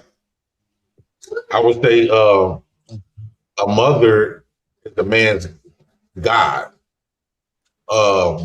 This is the reason why you can't use the word your mama. Your mama, even if you can say your mama pretty, but if you just say your mama, boys and men automatically know to go. Even if they were scared of this person before, but if you mention their mama, they're gonna go. So that's a man's first God. And so this is the reason why we don't care what our daddy say by our mama. mama can't do no wrong. And I think a lot of women, they take extremely advantage of that. It to the point where a lot of times that love that the boy had for his mama, it becomes toxic because now the mama uses that for her benefit. Let's say her son become big and tall and strong. Now she going around talking shit to every goddamn body because she know her son is one of them niggas, and so she know her son gonna pull up until he end up dead, right? And now she's sitting up there moaning and stuff. Sometimes your mama could treat you like a pawn, and it can be a detriment for her boys because the love that the boy had for his mama, he would risk his life for her. And so, mama understand that. And so a lot of times these women uses their sons like security. And this is why the boys get to stay in the house until they grown, because she need that security blanket. She know if no man outside will protect her and love her, she know her sons will. And this is the reason why they get to stay in there, because not only that they love her, but she know that they're going to protect her. All right. Anybody else want to jump in on that? I'm Yes, gonna go ahead. I'm going to jump right in because I was going to say exactly what that comment says down there. Like, women, we're the nurturers, we're the carers, like, caregivers. I'll admit, coddle, so that's what we naturally do for our children. We want to be there for them. And men, on the other hand, they're trying to instill, like they say, discipline, other values, and want to teach them sometimes the hard way. And we're like, oh no, don't do that. So definitely the women. The worst thing that, and I'm gonna say this, I know this ain't gonna be sexy.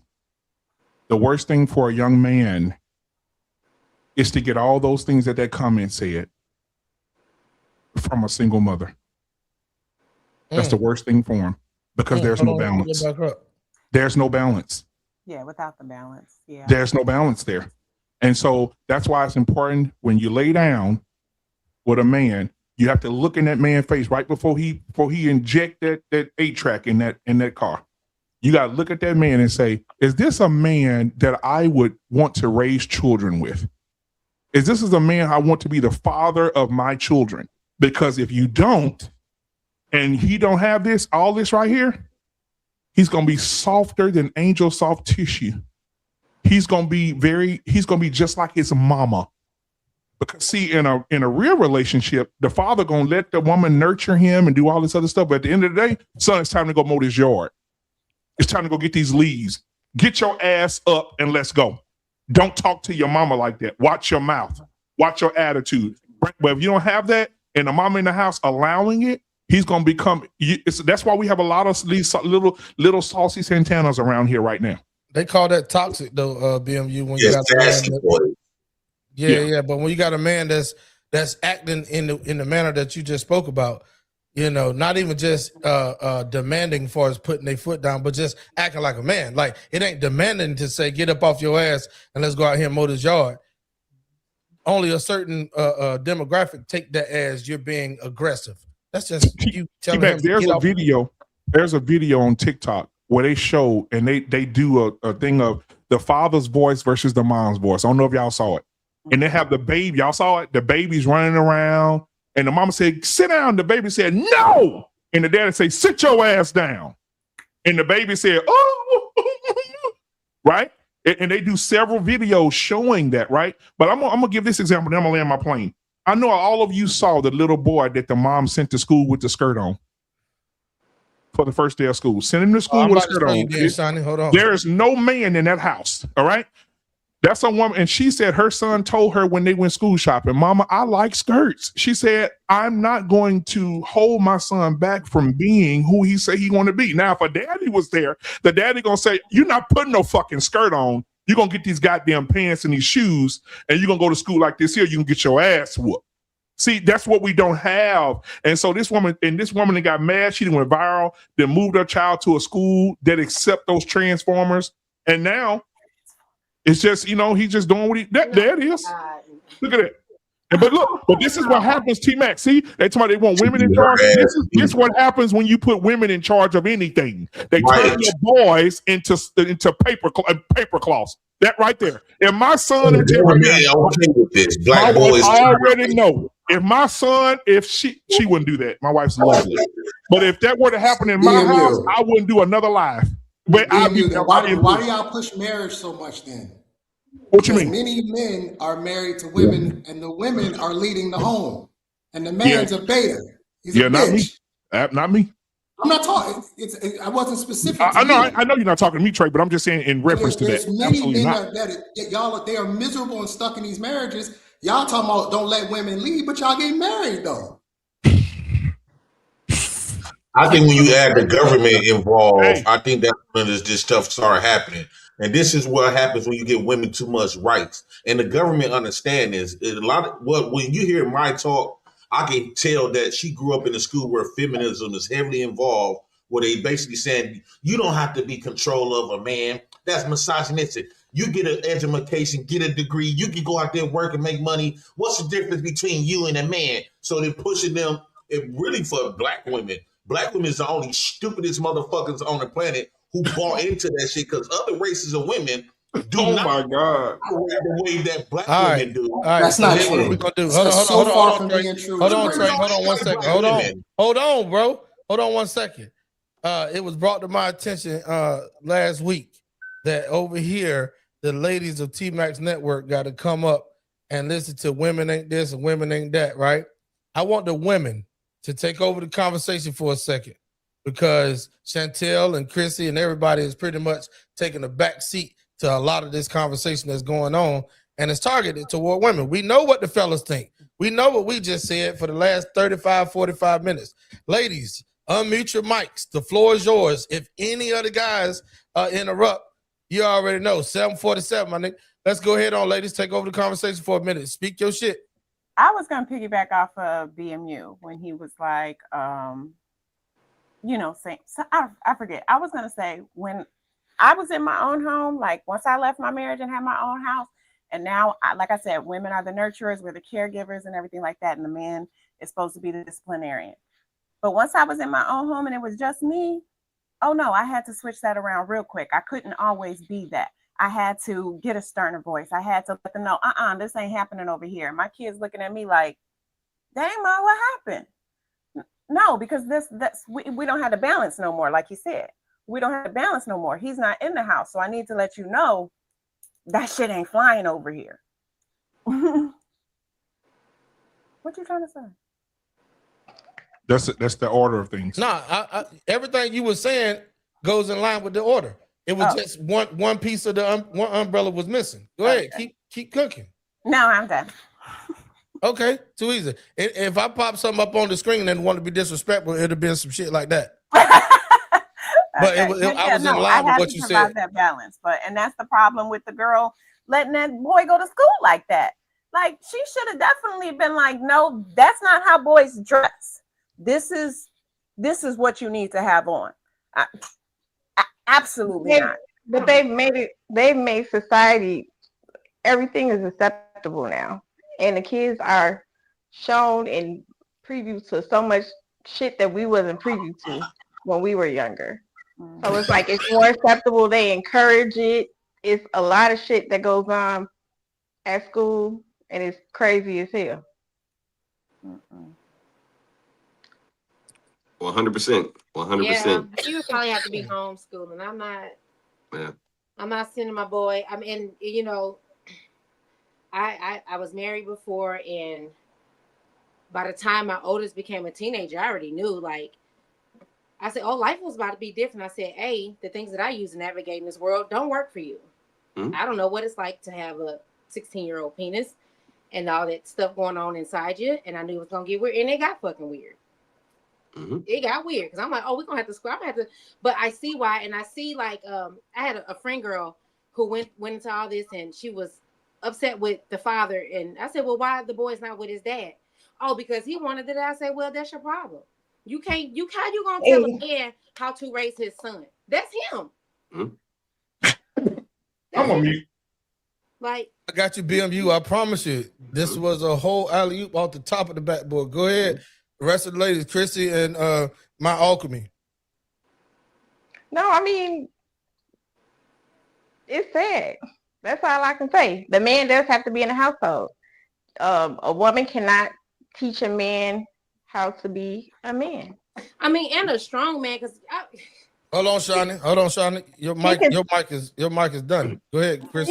She can teach him. She can't even teach him anything. She can teach her daughter, but as a man, she can't teach him nothing. Because if she tries to, he's gonna end up being feminine, emotional, and the whole shebang as women are. Because we don't have that. All right, my alchemy, and then we're going to BMU, Trey, and Jay Prince, whoever want to take over before we move on. Ooh, I don't know if y'all want to hear what I gotta say. But I feel as though that there should be exploration for things that are outside the societal norms and different gender roles and things like that. With the little boy wearing the skirts and stuff like that, everything ain't for everybody. And as far as how I feel about the people that you call those names, I see them as everyday people, and they're just surviving and doing what they have to do. I feel like all of us are. And as far as me, like saying what should be for whoever, it's crazy because I literally had this conversation with somebody else, and they were like talking about what about my kids, and I'm just like, it's the way it is outside, and you just gotta adjust yourself to what's outside, and you gotta educate as much as you can, but it's happening, and you can't stop it. So you just do your best. You just do your best. Do you have children? No, I don't. Okay. So it's a difference. Believe me, baby. When you have kids, your whole mindset is gonna change because you're gonna be the one that's gonna be like, my kid. I don't want my son being bullied. I don't want my daughter being bullied. So it's a whole different mindset because you don't have that. You don't have the mindset that you go into protective mode. Like your children are your cubs.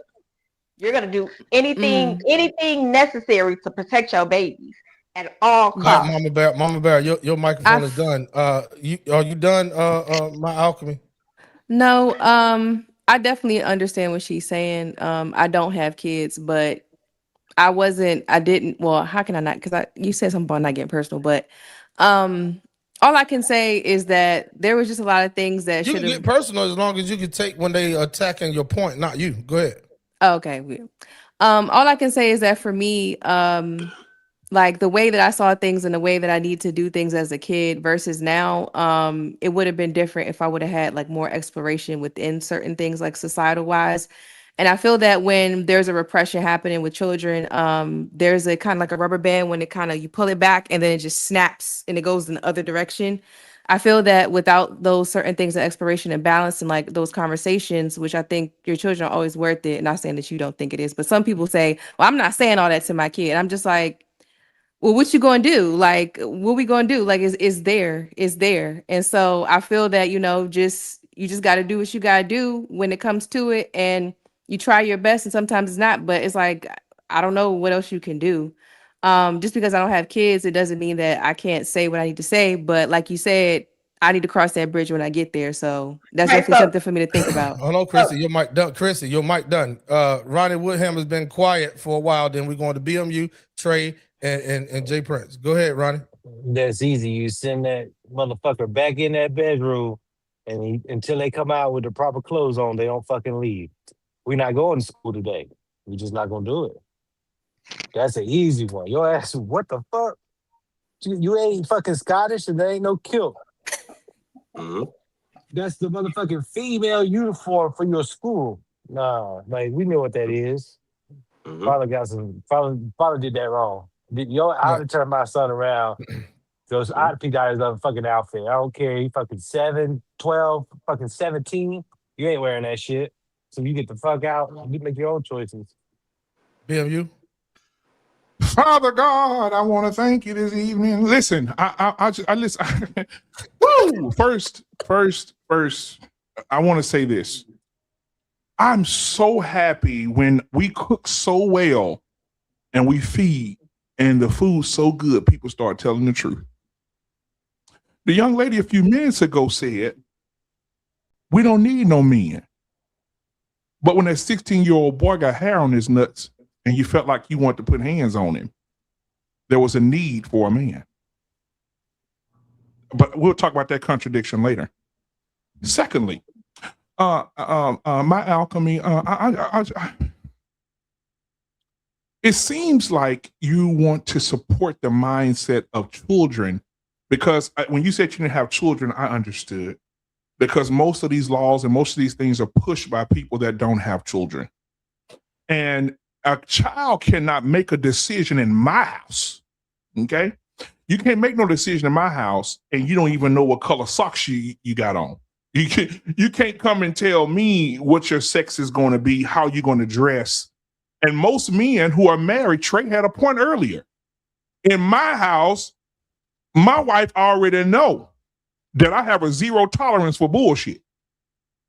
If my daughter come in here with something inappropriate before I address my child, I'm going to address her mother because you bought this stupid shit, and we gotta have a conversation.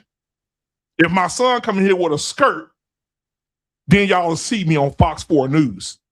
My children will not be, my boys will not be feminine. My girls will not be stud muffins.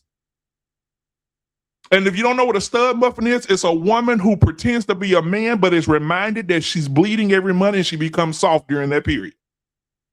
So my daughters will not be stud muffins. My son will not be aisle 5 at Walmart because the majority of aisle 5s at Walmart, the sugar is on that aisle. We're not going to have that over here in my house.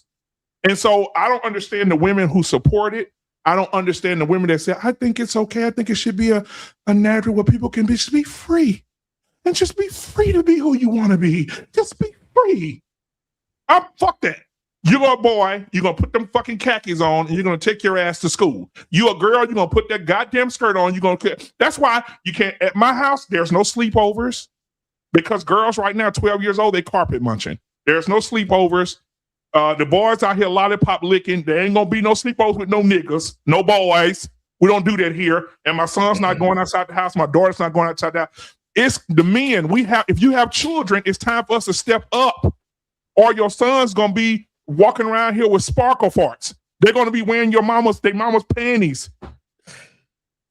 They're gonna be jacking off to a picture of The Rock, and you're gonna walk into your son's room to give him tickets to the NFL game. He's gonna be jacking off to a picture of The Rock because his mama done made him soft, and you ain't man enough to stand up and tell him we're not doing this shit. I'm passionate about it because I see so many boys out here. Trey knows I've been coaching football forever.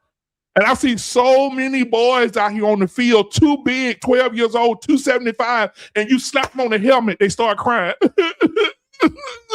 And they big 12 hamburger eating Jell-O pudding ass mama sitting on the sideline talking about, no, take them pants off. Let's go, baby. You don't worry about nothing. Get this Gatorade. I'm telling you, brother, in 20 years, the world gonna be full of sissies. I'm telling you, sissies and stuff, the world is so confused right now. How you walk around with a 40 double D breast and call yourself a stud and a man? How can you say you identify as a man and you take your bra off and trip over your titties? That's a fact. Trey, it's on you. Fuck out of here. I got you, Lance. I'm coming to you. Let me mute my mic. I'm going to ram me hot. I can appreciate BMU's passion, but as I've said before, come on, you Trey, guys talk are trying to put out a fire on a house that already burned down. Dang. It's too late. You're gone. It's too late. We're never going backwards. This country will be a socialist liberal country in 20 years. It's already written. It's done. And here's my problem with with a lot of you on this panel, because we're trying to act like we ain't got grown men already out here wearing skirts. We're trying to act like we ain't got grown men out here already with purses. We acting like we ain't got grown men out here already doing feminine things and already setting the tone. This was in the 90s. We're so far behind that this idea that we're just going to wake up now and we're going to get out here, we're going to be men, and we're going to teach them, we're going to teach them how to be men. We're late to the party. It's done. There are men that are inside the homes now They are there. Go look at your statistics. Go look at the statistics. We have a lot more men in black homes than they want to give us credit for. I suggest that you go watch Medium Man's channel. He does really great statistics about this stuff and will show you that more black men are involved with their kids than they want to give us credit for. And yet the boys are still turning out the same way. So what does that tell you? That even if the man is in the house, it's about the type of man, the character of man that is within that home. Just because you have a man in the home don't mean a goddamn thing. It means nothing. It is a type of man. It is a certain type of man. BMU ain't letting it happen in this house. I have a 17-year-old son, and every now and then I got to dip my toe in the water just to see where he at. Every now and then I got to ask certain questions just to see where he's at, because I live in Maryland, and Maryland is a liberal state. That is another part that we don't want to have a conversation about. Where do you live? Because if you live in a red state, yeah, you probably can get away with this. BMU in Texas, so he don't really have these problems. But if you in DC, Atlanta, if you in Atlanta, you a foregone conclusion anyway. Yeah, you gone. You gone. So we need to have an honest and open conversation about what's actually happening versus what we want to happen and what we think should happen within our own homes. We're not having a real conversation because we just keep saying this shit wrong. And the Bible say, and John 3:16 say, that doesn't work. That doesn't work anymore. We have to have a real conversation. And here's the other part. And I know y'all not gonna like this, especially hearing it from me. You're gonna have some of these young folk, Gen Z, gonna tell you, I don't really give a fuck what you think. I'm gonna do what I want to do. And if that's wear pink socks with frillies and a skirt, ain't shit you can really do about it. There's nothing you can really do about it, because the time to do something was in 1984 when I was born. Now was the time to do something, not in 2026. You late. Gotcha. All right, Jay Prince, it's on you. You got something that you dropped down here in the back that you want to pull up? Yeah, you want to pull it up for me? Gotcha. So I did an interview yesterday, and this white family adopted like black kids, black boys, and stuff like that. Okay. And a lot of people think around that, especially when we see boys, like we typically, it's a big argument saying that they adopt black boys and turn them feminine. Oh. And since y'all have this, I mean, not. Now, y'all see the black boy, right? Now, y'all can hear me? Yeah. So I pulled this up for a reason. He had this real black boy. First off, it was looking like he was carrying a monkey, right? And typically, when you see white families adopting black boys, they either feminize him or turn them to like the white. I literally told him in this video that y'all is about to destroy this boy. One, you raising him up with an all-white family. Secondly, they got white adopted kids. He gonna grow up and not understanding the difference of treatment that he gonna get compared to the other ones. Now I want to get back to the show. You still there? Okay, now I just want to put it up there. So here's the thing. This is how I look at it. To Trey point, black boys has been raised by his enemies. Always have. The government, which is the school, and his mama. First, we start off where you get the idea where they say, well, black on black crime. Who taught black men to kill other black men? His mama in the state. His mammy in the state, right? The two motherfuckers that men is the black woman and the white man. This is the reason nowadays, this is the reason why is a black woman will have zero problem of watching a black boy put on a motherfucking skirt. So black men really want to do something about it. There's only one way you're going to do something about it. First off, you got to address who's the enemy. Who's the black man's enemy? That's one. First, we used to put us on Ritalin. The black woman let these people put us on Ritalin. The black woman let these people made us feel stupid. The black woman allowed the government to do it. So at this point, I hate to say this, but I think this is the only way to trade point. Black men, you gotta draw war on black women and white men. Point blank. That's what you're gonna do to save the black boy. Because if you don't do it, he gonna grow up and it went from us killing each other. Now they're gonna be dead because us black men sit up there and allow our enemies to influence our lifestyle. They didn't have our best interests. That's a fact. All right, we can go ahead on and move on. We got two more. One we're gonna move on to quick, and then we'll get to the main topic of the night. I know we're nearing that 2.5 hour mark. So while we got 90 some people in here, I just want to make everybody aware that tomorrow night at 8:15 p.m. Eastern Standard Time, we got the exclusive interview with Anthony Dewberry. Him and Charleston White saga continues. Everybody that's on YouTube, y'all can't help but to see it. It's all over the place. Shout out to Say Cheese TV. Sean over there racking it up on Say Cheese TV. Shout out to this might be risky. What's the other one? Vlad, and then Real Life Street Stars. Shout out to all of them for keeping us up to date with what's going on. But T-Max Network now is in the mix, and we got Anthony Dewberry pulling up tomorrow night, 8:15 p.m. Eastern Standard Time. I will let you guys know that there will be a one-on-one plus me and my homeboy Michael Williams Sr., my business partner of Guns and Boxing, and my business partner of Michael Williams Jr. Boxing. He will be helping me co-host this interview. That's him over there with that thing sling across his chest and that red hoodie on. And I will say this, I am going to try to open up the panel. I'm going to try and open up the panel for anybody that want to come up and ask Dewberry a question about the topic at hand. Make sure, like BMU said earlier, your camera's on. Make sure your background noise is at a minimum, and make sure you be respectful and show the panel some love. Don't come up trying to coon, because I will put coons to sleep. All right, with that being said, we're moving on to our next topic. Our next topic is coming with a video, of course.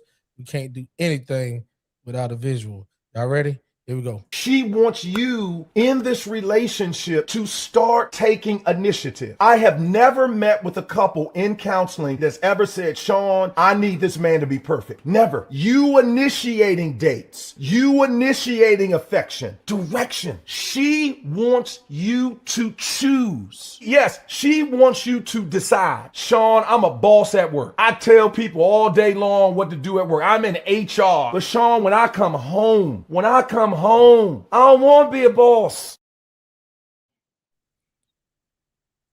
All right, this moment of the show, that's the ladies get back. Y'all done sat here and listened to all this shit that we've been spewing, and most of us been filet mignon, the good part of the beef. So with that being said, ladies, this is your point. All right, the topic is, here we go. I already know this about to go crazy. Hold on for a second. Fellas, y'all do not interrupt. Let's let them cook. All right. Men taking the initiative in relationships. Is it dead or delayed? Meaning, is it dead that we're just not doing it? Or is it delayed that we're waiting for you to do something first for us to actually set in motion the initiative? Ladies, it's on you.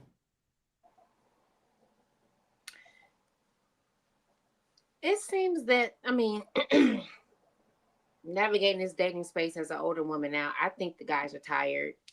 I think a lot of exhaustion comes from multiple, like trying to see so many people at once and, weighing your options. So I wouldn't say that it's dead, but it's definitely delayed. It's not dead. It's not, but it's just a little slower.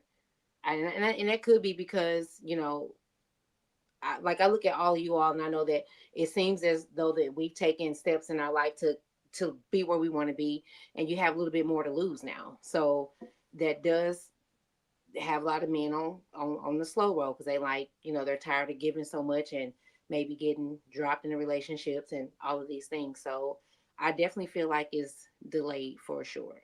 A lot of times, like men say they want to leave, but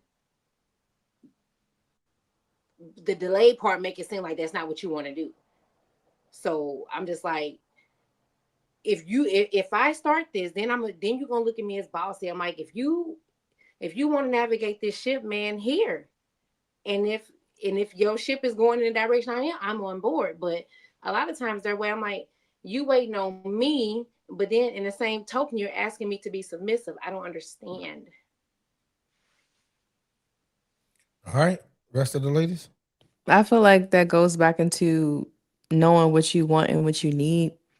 And I feel that, I'm not dating right now, but I've heard people say But you are your music.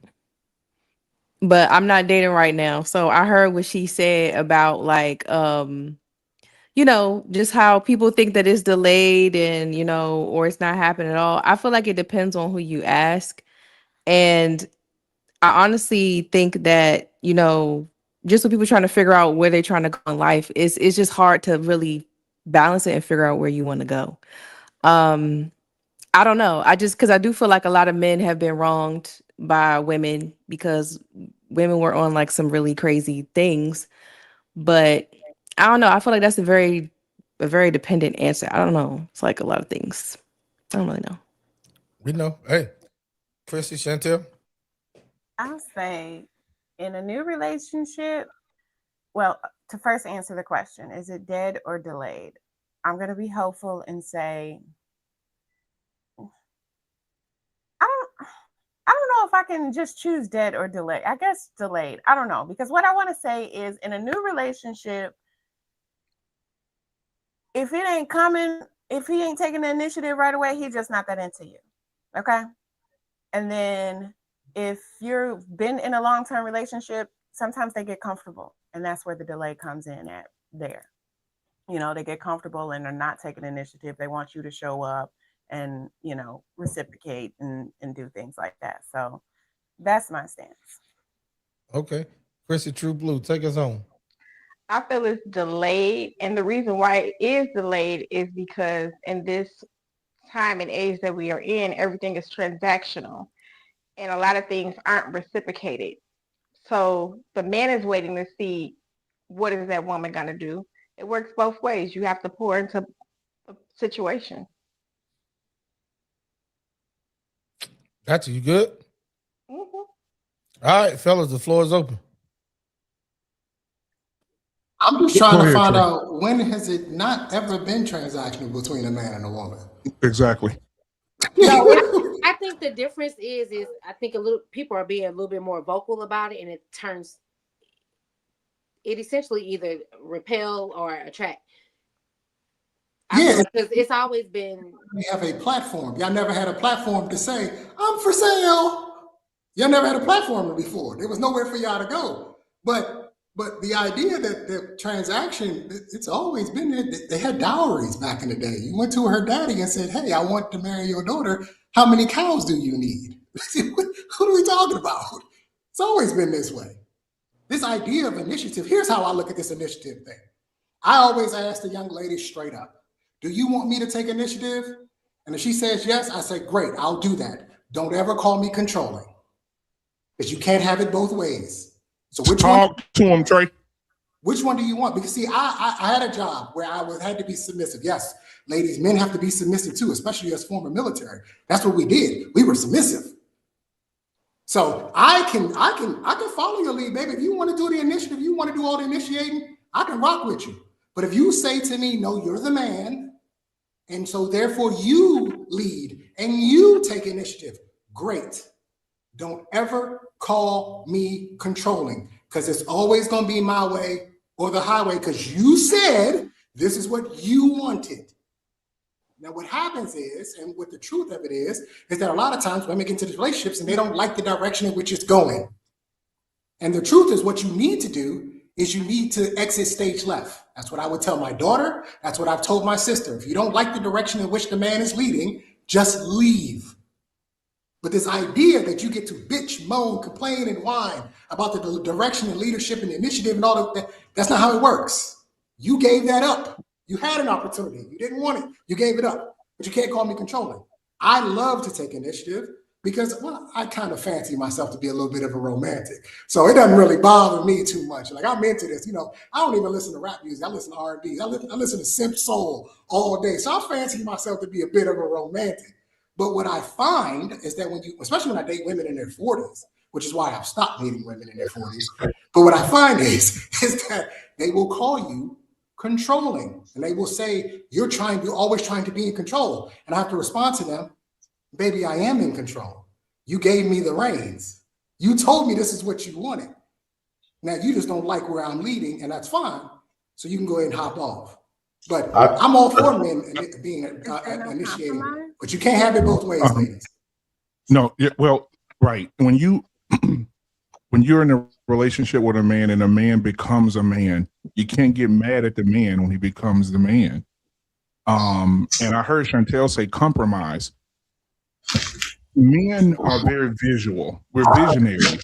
And when we're headed in a direction and you've agreed and said, listen, I'm going to follow your leadership. You are the man. I want you to take the initiative. You are him. When you make that decision, you have to understand, if I say, Chantel, I don't like what you have on, change your clothes, because that's not going to work for me, then I'm looking for you to go change your clothes because we have an agreement that I'm the leader, that I don't like the way that you're speaking or the way you carry yourself. I don't like the way this is happening. We need to do this. If you decide that you want to be with a man and you want him to take the initiative, then there's going to be some uncomfortable times where you're going to have to get in line. And, you can't protect what you can't control. And I say that all the time. And so I think that, when you have a woman, if you respect him and he loves you, it's just like women are like, they're like, sometimes they're like daughters. You'll tell your daughter you're not doing something and she'll whine for a little bit, but she'll be back on your lap later and laying on your shoulder and telling you she loves you. It's the same thing. Women don't want to be told nothing about themselves. They don't want to be told that they're wrong. They don't want to be told that they don't want to be held accountable, but that's what a leader does. He holds this woman accountable. He tells her about herself. He creates and molds the best version of herself. And like Trey said, once you start doing that, you're controlling. All right. Well, Ronnie I Woodham, was Jay, hold on. You last. Ronnie Woodham, go ahead. It's coming to you next, Jay. Well, to the topic, and dang, these have been great topics, T-Max, man. I appreciate you, man. This is on point stuff right here. But from my experience, I believe it is delayed. Generally, I think a lot of us, maybe not quite a lot, but most of my experiences with some friends, associates that are going through relationships or marriages or even considering it, that I don't see the initiative. Like I see them dropping the ball throughout different generations. People, my peers and some of the young boys that, been co-workers and shit like that whenever I was working. But nonetheless, I agree 100% that, the taking initiative is something we should do. As a man, I feel like, Trey, you said it on point. You just talking about yourself, but I think that's how a grown ass man should be. Because especially if you feel like you don't need a woman, you should be on initiative shit all the time. But just sticking to my woe statement for sure today, which was, I didn't tell you what I did today, and I'll land it with this. So I just probably to get my topic out on my point. But my wife got a flat tire today. That shit was flat as fuck. So on a Sunday, where everybody's closed. So I decided to take the initiative, and I got about 0,700, but it was cool because it's Florida. And I was out there for about 7 hours because that motherfucker had a damn key on it and shit. And I, couldn't get the lift right. It rolled on me. It was crazy because the ground was soft as fuck. But it's out there for 6 hours and it turned to 100 something degrees and then got it done. And she's rolling. So she can get to work, to get to handle her business for sure. But that initiative goes a long way because I wound up getting a whole full roast dinner. with fucking homemade mac and cheese and fucking cornbread. So yeah, I want my cornbread. Shit. Jay Prince. So let me ask you a question right quick, Ronnie. Are you having any of these type of issues with a black woman like what we describing? Nah, but I do believe the further I get into tagging along these T-Max conversations, my wife is definitely a rare breed. I know where you going with this, Jay Prince. We not. It's not the But same. I like how It's Ronnie really answered not. him. Go ahead, Ronnie. I think that was the answer. My bad. He's asking if I was having the same issues. Like, no, I'm not. But did y'all hear what Ronnie said though? BMU, I knew where Jay Prince was going. And I think everybody who knows Ronnie's wife, right, or at least the image of her, because she really ain't never been up here. But everybody know that Ronnie's wife is African American or American Black or Black American, whatever. We knew where Jay Prince was going. But I like how Ronnie made the point. I got you, Ronnie, pulling up right here. Boom. Yeah, that's his wife right there, right? Yeah. So Jay Prince, he answered your question. Go ahead on the cook on what he said, because he said the more he comes up here and sees these topics and hear conversations, the more he realizes his wife is different. But go ahead, Jay Prince. Well, yes, and yes, she is different, and that goes to my point that I'm about to make. Black men, you are fooling yourself. The black woman is not on your program. She's on everybody else's, every other races of men program but yours. She only going to challenge your authority and leadership, right? When you try to lead, she said she got to give you permission, or she's not going to submit to your leadership. She will submit to the white Asian leadership.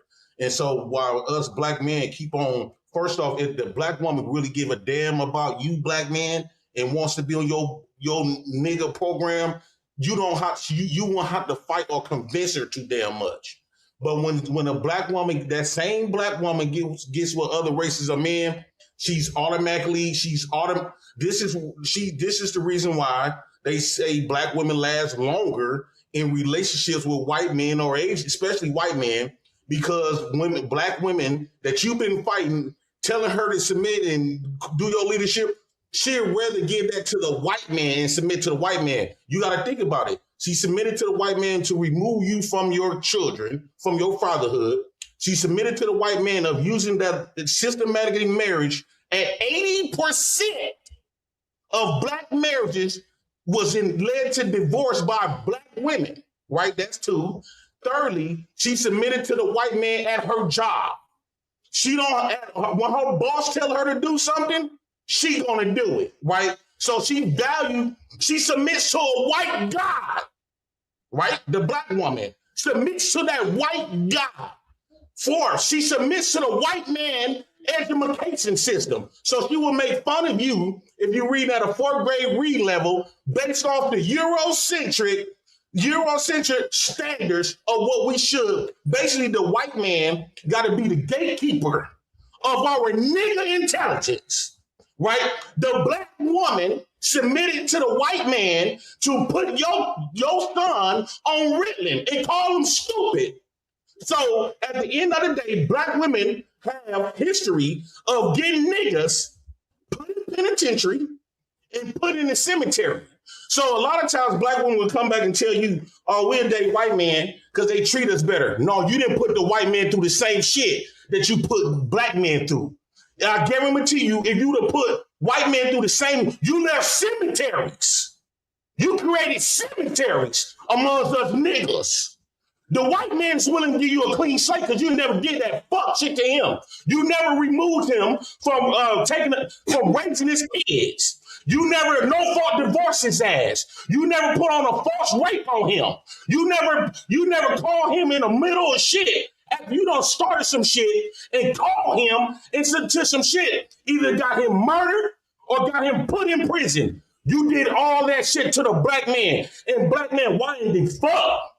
Now, she submitted to the white man of putting a dress on your motherfucking son. Bro, she is your enemy.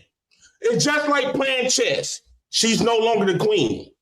The last black queen we had It was in Black Panther days. That's when they was ran the froze. That's when it was okay with having black kids. Now the black women is trying to emulate and look like a white kid or a mixed kid. Gotcha. That woman is not your enemy. It's not your friend. Stop trying to reason with your enemies. All right, too easy. I'm Jay Prince for president of United Negro Nation of the Blackouts. And I approve this message. And we're the intellectual dumb niggas. Good night, ladies and gentlemen. Hold on, don't go nowhere. Stay right there. All right. To the ladies of the panel, all the men have spoken. Y'all got anything y'all want to say and wrap this thing on up? Welcome back, My Alchemy. And we'll start with My Alchemy and go around counterclockwise to Shawnee P. Go ahead. You got anything you want to say? Have you been listening? The only thing I just kind of want to say is like, I've had the pleasure of dating, actually married a very, very traditional man. And as hard as this is to say for me, I've dated a very, I guess y'all would call it alpha, then I've dated beta. My life was better with that mean, stern motherfucker controlling and telling me what the fuck to do. I just had a better life. I did. I mean, just, as far as the leading part, I didn't have to do a lot of the mental heavy lifting. Like he really put me in the space where I could just be a woman. Oh my God. So, hold on, BMU. Hold on, BMU. All I'm saying is, like, if you've had the experience of both, and then you can sit back and, kind of, a lot of times, it is hard. It's hard to live with that kind of man, but life was a lot different, and I'm not, it was good. Gotcha. All right. So before BMU forget his point, go ahead, BMU, if you want to address that. Then we go into My Alchemy. I'm trying to understand. Nothing against Shawnee. I love you. I'm trying to understand the hypocrisy and everything that I've heard from you tonight. You have said that you don't need a man. Men are not needed. You said that women can run everything. I don't understand the validity of men doing anything. But I mean, at the end of the day, I'm just. And now, no. I'm saying in the last hour, you said then I didn't need one. when your son got out of the line, you needed a man, and the best thing for you was a man.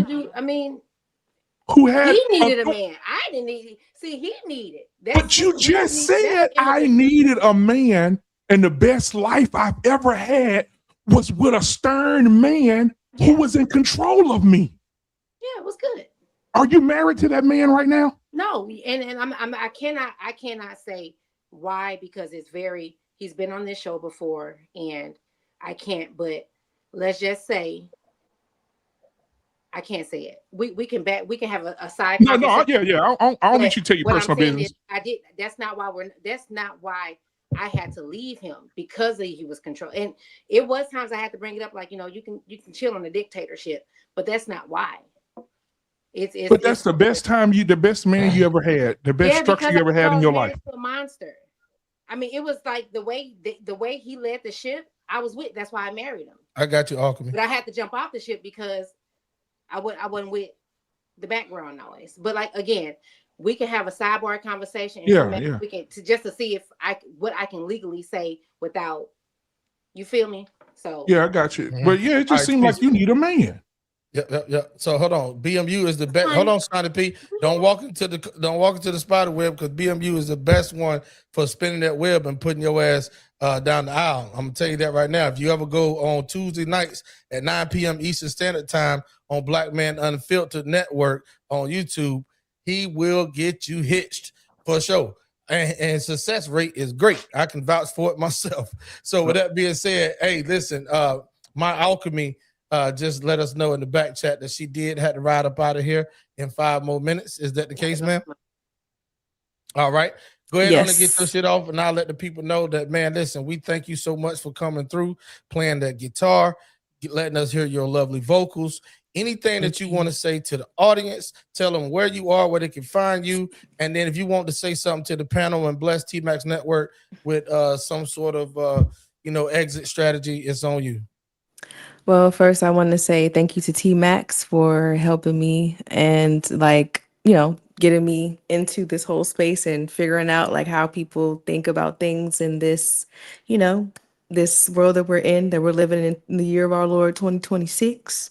I really have thought about a lot of things since we've like talked since we started this beginning of this episode. Um it's y'all funny. I do want to say this, y'all funny as hell. Like y'all are super funny. And I love how people are just them. Like it's really cool. I do appreciate like the whole like viewpoint of just everything. One of the things that it kind of was like about was just the whole man versus women thing. And I understand it and I get it, but to see how all y'all think about it, like it gave me a lot to think about. Um, it was some things I was like, okay, all right.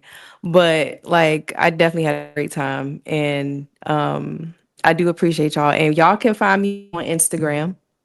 My name is my underscore ALLCHEMY, my alchemy. And excuse me. And then also you can just call me Maya for short if you want to, or my. I play music, I collaborate. That's why I'm here tonight. I collaborated with these beautiful people. And, you know, that's something I'm always looking to do, explore my creativity through life. And I'm glad that we were able to talk about these things. So, yeah, that's all I want to say. Check this out, my alchemy. Yes. This is our little podcast, right? But if you want to get to a larger audience, and I know that, you know, every time I'm not going to even ask you to play and display your vocals, but your perspective was on point. I'll let anybody else say anything to you as you exit, but your perspective was on point for a younger woman to come up here. That's what we need. So do me a favor.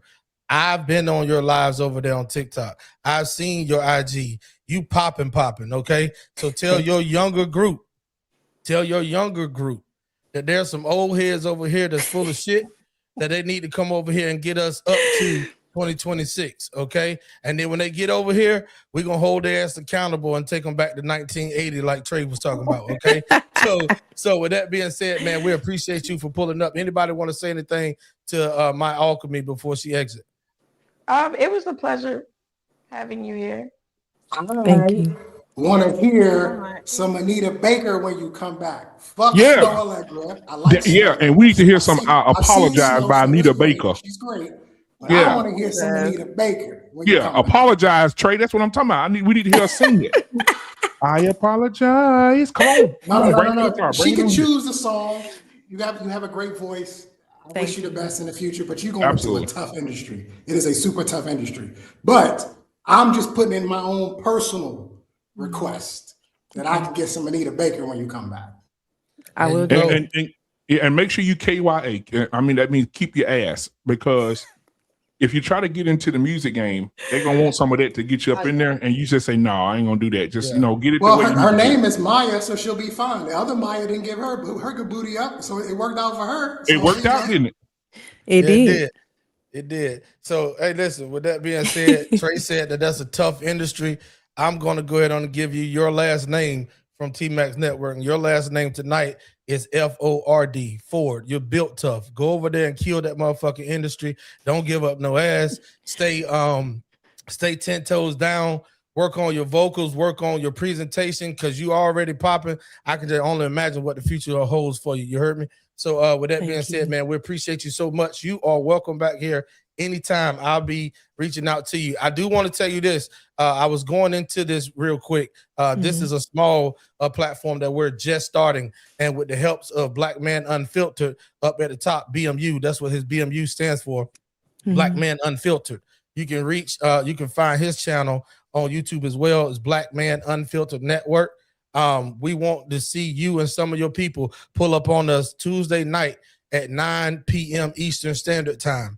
That is a larger platform. He had way more viewership and engagement than I do, and I get the chance to grace his stage as his co-host. So we appreciate you, my alchemy. I will not forget your name and mispronounce it anymore.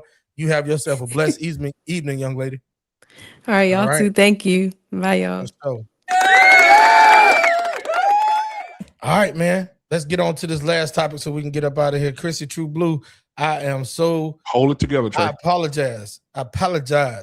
Every Sunday, I take you into your I take you into the time frame of all 4 seasons over there on TikTok.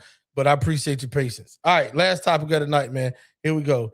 Last video coming straight to y'all. I say this with love, all right? So, an issue that a lot of successful women have is thinking that their accomplishments and success is intimidating the men.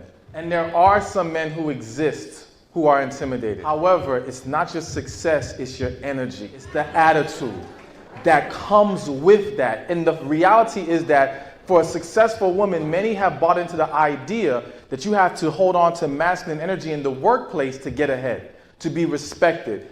But you don't know how to turn it off when you get into the relationship. And also, what you don't realize is that masculine energy is your wall up. It is a defense mechanism. And you think it's protecting you, but the same walls that you have up to protect you are the same walls blocking your blessings. All right. So we're gonna go ahead on and start this one off with Ronnie Woodham, man. You've been laid back. I know you can't wait to cook on this one. Go ahead, Ronnie. Yeah, nah, I don't give a shit about it. It don't intimidate me. I encourage it. Shit. That was part of the plan. That's part, one of the fucking layouts of my ship and direction we're going, whether you take the azimuth or reverse azimuth, that was part of the plan. Before I met my wife, she told me she wanted to ultimately be a dental hygienist to keep the flight short, and she wasn't doing anything like that. Shit, I put her through school. She got dental assistant. She all that stage. Now she's in school for hygienist. We ain't been together for five years to change. Gotcha. I ain't scared of that shit. I'm pushing for it because she come home happy. All right, cook on this right here. Don't mute. You can unmute your mic because this is actual topic. My bad. I was slow to pull it up. This is the actual topic right here. Do modern men get intimidated by successful women? Modern men. You pretty much just answered it, right? Well, that from a different perspective. Go ahead. Now I see the topic. You talking about modern men? Yeah, they are. That's from my experience. Not related to my working experience too. Working with a lot of modern men, selling to a lot of modern men in all sorts of ways and fashions. Hell, I got clients right now with my legal services business that are modern men. They ain't about that fucking life, So yeah, to answer that question, yeah. All right. Before I forget, because I'm so glad you said it, I wasn't gonna forget. I got my notes here. We just might have ran out of time. So, ladies and gentlemen, I just want to let y'all know Ronnie Woodham being a permanent panelist over here on T-Max Network, the Content Creators Lounge. He do have a legal services business that this man knows the United States Constitution and he knows the states' Constitution. He the first one that told me that each state, like these states had constitutions.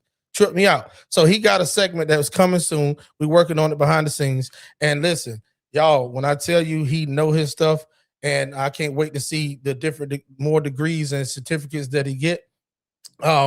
His segment on this network is going to be called The War Report. As y'all can see, he's talking about not just military war, but he's talking about the fight in the legal system in these courtrooms. A lot of men and women of all colors, shapes, and sizes is getting railroaded in these court systems, and he wanted to let you guys know that he can help y'all out. He's been successful so far. And Ronnie, man, we appreciate you being over here. I can't wait to see what you got cooking. So we're gonna go ahead on and move around the panel to Trey. It's on you. Are modern men intimidated by a successful woman?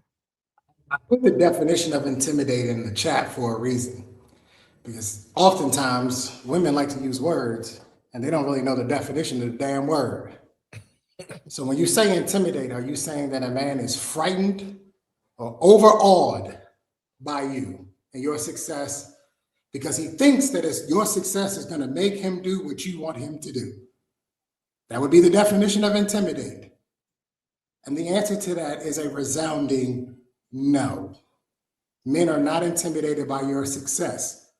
What men have a problem with is the person you have to become successful.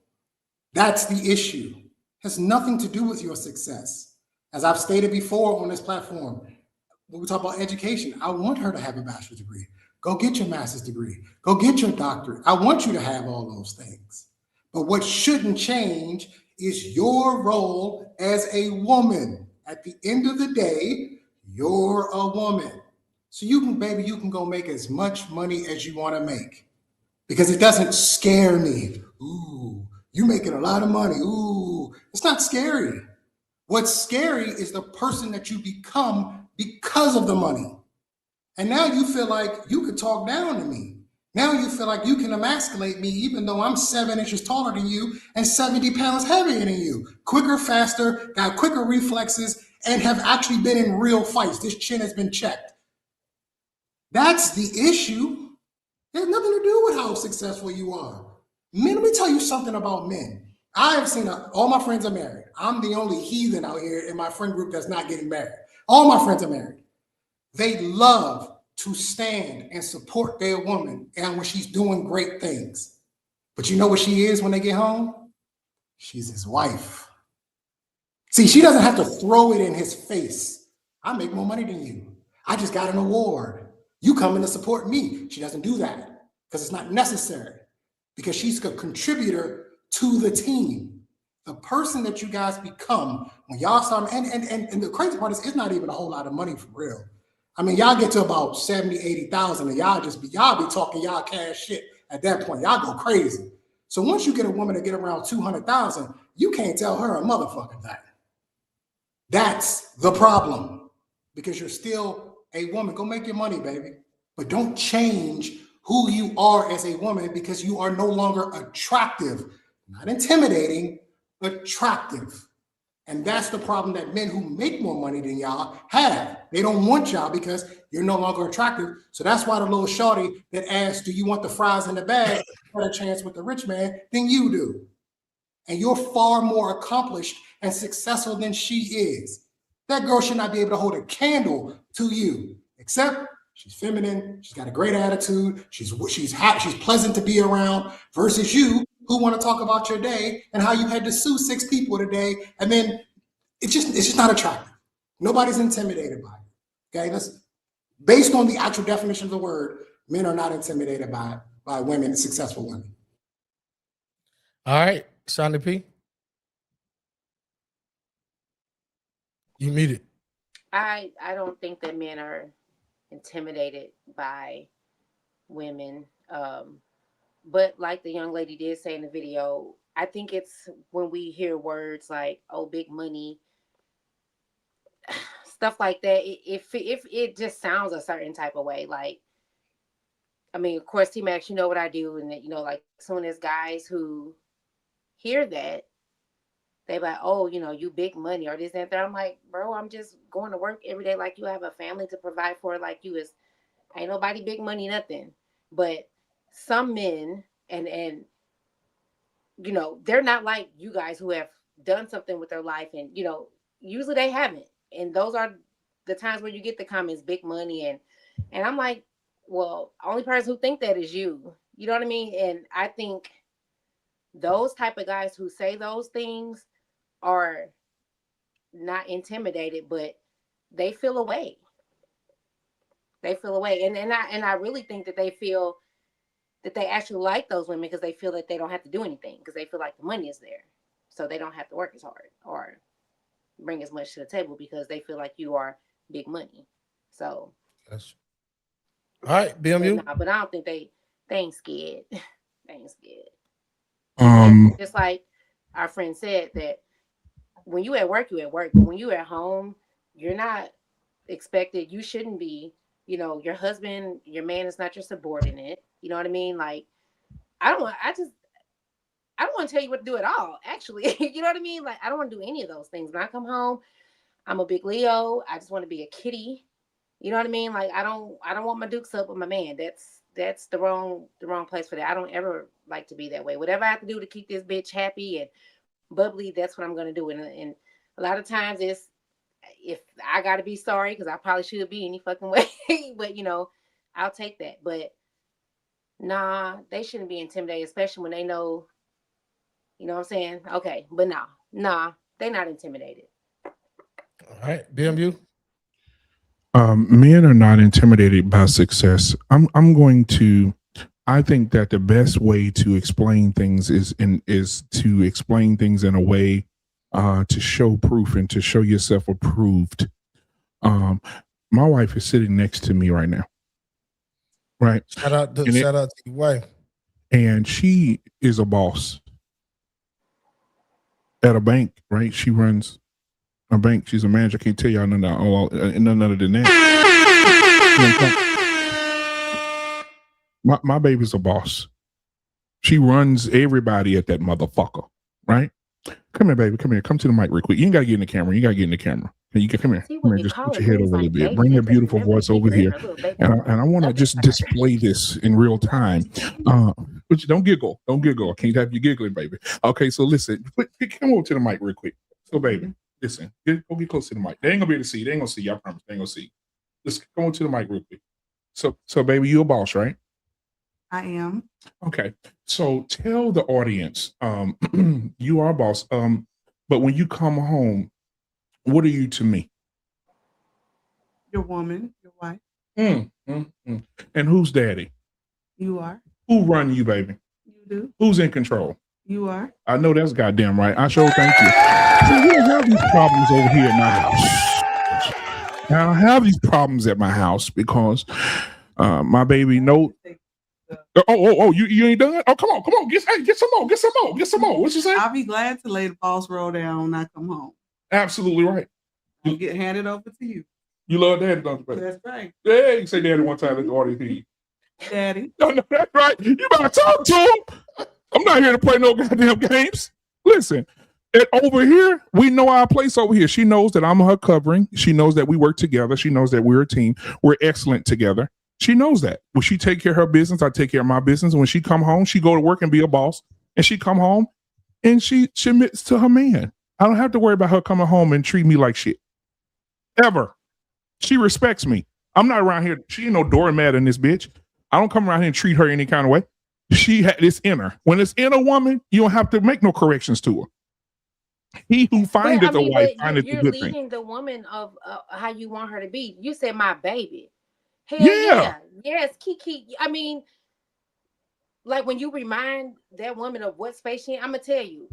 When I met my my now ex-husband, I never hardly wear dresses, but he said, it's just something womanly about a woman who wears. Man, I found myself, and I'm gonna tell you what that does even for me. That reminds me that keep my legs closed, be soft. Like it reminds me of the place that I'm in. And when you've given your woman that space, your wife that space on a continuum, then she can disrobe. She can let that boss go because the boss is really at home. Make sure the lights are on and all those things. And you give her that space to not have to be that. And a lot of times women and then when it's something new, they're scared to give you that. I'm like, give me that space. I'm like, I run shit where I'm at too. But when I come home, I don't want to do that. I don't want to have to tell you and be, I don't want to do any of those things. But when you remind her, like, baby, come here. So that already let you know I'm not in trouble. I get to come and just giggle. Look at just giggling right on over there to you. Mm-hmm. But you've done that. You know what I'm saying? Like, because if it was something else, she'd be like, you don't run like we both, or it'd been more of a we both do type of response. But you've given her that space to be her. Let me say this one last thing, because I you got to give people flowers while they can smell them. So last weekend, I had a long week at work, y'all. Oh, Lord have mercy. I'm in the financial sector as well. Boy, I'm telling you, when I tell you about a long goddamn week, I came home Thursday. This woman said, hey, you good? I said, yeah, all right. She said, no, you're not. She said, I'm going to give you a massage. So she gave me a massage. I fell asleep like I'm about gone. I woke up. There's a text message in my phone. I'm just going to read the last part of it. It says,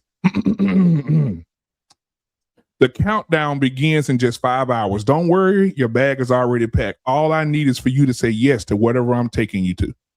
I said, okay, 3 o'clock in the morning. God damn, where we going at 3 o'clock in the morning? I go outside. It's a lift out there. We get in the lift. I said, where's we going? Why we can't drive our own shit? We get dropped off at the airport. She flew me to Florida for a whole weekend. Took me down there to see Dr. Joseph Cipriano. I don't know if y'all know that celebrity guy that do the wide strap thing and adjust your body, that celebrity mother. Yep. But anyway, she took me down there for a whole weekend. She said, "This your weekend. This for you. Everything's about you. I'm gonna make it about you. I appreciate you. I love you." What? Listen, they don't get no better than this one over here. That's right. That's what I'm talking about. You don't get no better. Chrissy, I True love Blue, you, Sugar it's on you. My bad. Go ahead. I don't think men are intimidated by women. Absolutely not. Men have to be that safe space for that woman to be submissive. And once they provide that for them, it's no problem. Most of the time when a woman gets home, she does not want to be the boss. She wants to be the wife and the woman that she's supposed to be to that man. Okay. Chantel? I was going to say that modern men are intimidated, but I think it's more so about the attitude, like the man originally said in the beginning of it, that they think comes along with it. So the okay, big money thing like that, I feel like that's like a temperature check to see how you respond to that. And if you're in that, and we can't do it, then he like, oh, okay, yeah, this bitch ain't gonna listen to shit. So that's that's my standpoint. Gotcha. Jay Prince, you saw the topic. I'm gonna let you go, and then I'm gonna end it. Okay, it's not the fact that black men are intimidated by no black woman money. Black women education and her money it's an upgrade from welfare. It's to put her in front of the man. And so what black women always been doing is using the vessel to destroy the black man, or to destroy his ego, to destroy his confidence, and to destroy his pride. And she would talk down on him in front of his children, so his children won't even look at him as masculine, and always undermining black men just like the white man do. So when black women get with other races of men, she do not do that shit. She actually compliment each other. I ain't never heard a black woman that dated outside her race first off calling the boy his son ugly and beating him up because he looked like his white daddy. That's one. I never heard a black woman tell a white man that this is my motherfucking money. You a weak ass punk and all this other shit. She only trained to do that to black men. The black woman, it seems like they teaching black women to devalue and disrespect black men.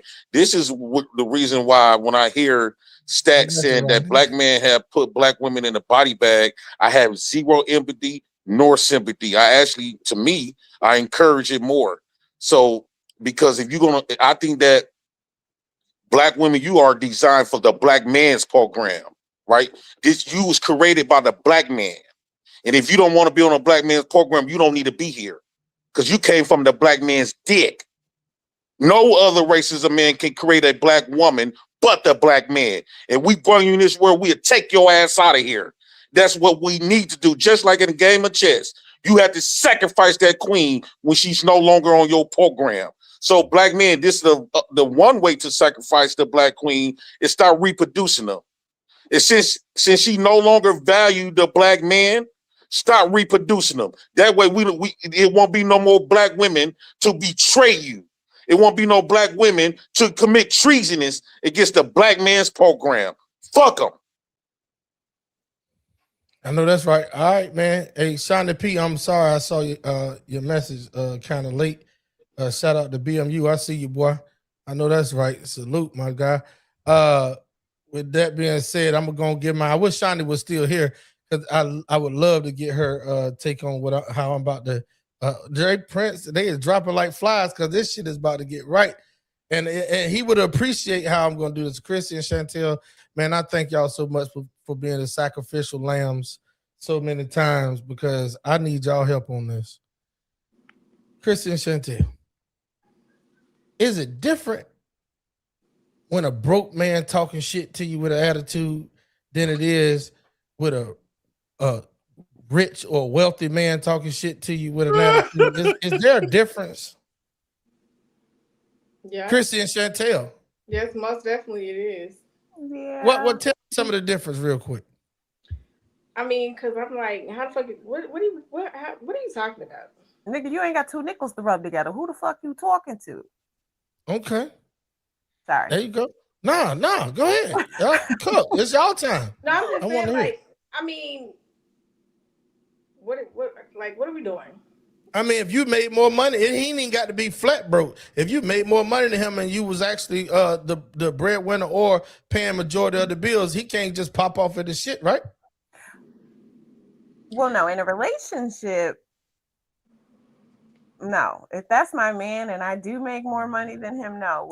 I'm committed to him. But I'm thinking you talking just about some regular Joe Schmo. No, well, no regular Joe Schmo can say nothing to you because that ain't your man. So Right. my whole statement in question was it was the man reference was your man, broke versus wealthy. Can both of them talk to you the same if it's reckless? Well, we ain't gonna talk reckless to each other because I believe in respect. But as far as a man being able to have an input, yes, he can have an input. Just because I make more money than him does not mean I'm better than him or I'm gonna treat him less or look at him less of a man. He's still gonna be the man that leads the household. He's Okay. still a man at the end of the day. I'm a woman. Right. If I'm with him, I chose for him to lead me. I know that's right. Man, y'all are definitely different. Because No, that they're question not. was, hold on, Jay. That question was asked earlier on another platform that y'all all know about and come from. And the knee-jerk reaction. See, I gave y'all a little bit too much time because I went deeper into the question. Y'all first original, because you put it on the Joe Schmo and Joe Schmuck, but like you agreed with me. Go back and watch the replay. No, You I'm said like, if this is somebody that I'm not in a relationship, hell no, you can't talk crazy to me. But if you said the richer man could. But if you Go are back and watch the replay. No, I understand what I said. But if you are my man, it's a difference. You're not a regular nigga. You're not a regular person that just Hold on, let's get this right. Cause hold on, y'all Yeah, we confusing finna me. get it right. and We the finna get it audience. right. Stop. Nah, cause y'all, I hate that. I'm trying to stop cussing. I promise. You notice tonight I ain't really went all the way there. So you about to take me there though, Chrissy, because what I'm saying is you dodging the question by confusing me. Why would you both answer that quickly about a Joe Schmuck that ain't your man? When I ask, is it a difference between a richer man or a broke man talking to you different? Both of y'all say, hell yeah. Like the broke man can't talk to me like the rich man. Maybe because we're not in a relationship. No, I'm gonna tell you what my response was. Well, there's 100 and some people watching you, Chantel. I'm gonna tell you what my response was. My response was, I thought you were wanting me to respond to what Jay Prince was talking about. That's what I thought you was wanting me to respond to.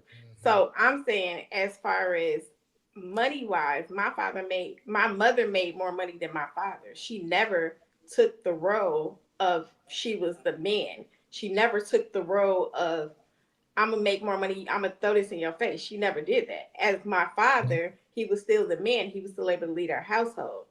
Money was never an issue. If y'all together, y'all together. It all combines as one anyway. Gotcha. All right. So look, here's what I'm gonna do. Jay, I got you. I know you dying to say something before we exit. If you do, hold on tight 1 second. With Chrissy and Chantel, I tell y'all this. When it was asked earlier on that other platform, there was a whole bunch of hell no. They was talking about their man, not I don't know how the hell both of y'all thought we was talking about a hypothetical nigga that you ain't in a relationship. Chantel, that was definitely diabolical, and that was the easy way out. Y'all heard what the hell I said from the beginning, and you thought that I was talking about your man. Hold on, BMU. I know you. I ain't got nothing to say. No comment from me, brother. Yeah, go ahead. Yeah, but I'm gonna pass it to you and Jay Prince to end the show. So can listen, y'all original. Oh hell no. Cause that was original. That was just like me not releasing topics until we get to the show. So you can't get no damn formulated opinion to bring to the channel, right? Your original hell no was not thinking I'm talking about a bum on the corner versus a man driving by and neither one of them your man, and they could talk to you crazy. What you thought I was talking about was, because I'll go back and clip it up and show it to you tomorrow. You thought I was talking about your man. And your man, if he ain't got two nickels to rub together, according to y'all, He can't talk shit like that. Versus your man that's definitely paving the way. He can't disrespect you, Chrissy, but he can have a little bit more grace, though, can't he? Yeah. Okay, Chantel. Yeah. Okay, so since y'all give your man more grace because he is doing more, let me ask y'all a question. Who out earns the other one in the average household, the man or the woman? I don't know. The woman does. Y'all never know this more. Okay, in the country, who out earns I the said the woman other? does. I answered the question. She said You said a woman? The woman is now. The woman is making more money than the man is. Google it. You can't find that shit nowhere in damn near in the That's world. what I didn't know. But you can Google it, Chris. I'll give you time. BMU, watch it. No, Google it. You can get your chat GPT on. BMU is on you, brother. And then Jay Prince. Hopefully by the time Jay Prince finishes, Chris will have her stats together. Go ahead, B. Bruh, listen, man. This is the one time that y'all got BMU at a loss for words. I don't know what to say. I don't know. The mind of a woman is a very wilderness type of thing. And it's hard. I think women have the mind of the Amazon forest. And if you get down in there too deep, you can climb a tree, or some in the tree that can kill you, some on the ground that can kill you, and some in the water that can kill you. And sometimes you just can't survive it. And Chrissy, them, and Chantel, both of y'all going to hell with gasoline draws on. Gasoline draws on is crazy. Yeah, gasoline draws on with firecrackers around your neck. But yeah, this is the craziest part, right, bro? When you asked that question, I knew I wasn't gonna have nothing to say. The mind of a woman is like the Amazon forest, bro. That's all I got. Look at Chantel. So you know I ain't lying. Okay, so men do make Hold on, Chris. Y'all something else, boy. Let Chrissy get her stat out. Go ahead, Chris. No, I said you're right. Men make more money than the women do. Okay. Jay Prince is on you. After Jay Prince, we're gonna go and round this thing down. So basically, when you compare black men to white men going to be more poor than a white man. So yeah, this is why a white man gets to get black women to submit and shut the fuck up more than a black man. Because when you talk about the money game, the white man controls the game, and the black woman understands that. She knows the white man gonna have more power and grace and control than you do.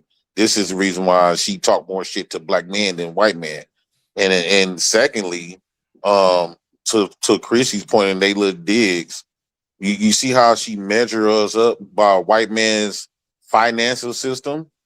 Well, I'm a type of nigga, I'm gonna measure you up to that same system, right?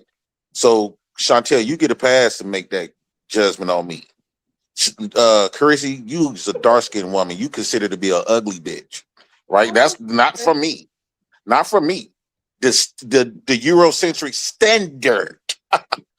Your black ass monkey looking motherfucker, you have zero value. And according to the white man, you are worth $5. How dare you pop your mouth at me like you bigger than the program?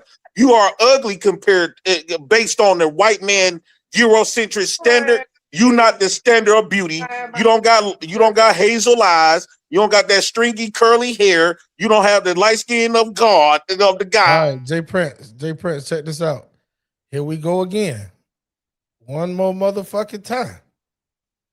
I know you're using it from a general standpoint, but you don't understand, bro. You gotta understand that attacking a point versus a person. Now you're using it, you slick as shit. You're trying to put your words through the general public. I'm gonna unmute you, homie.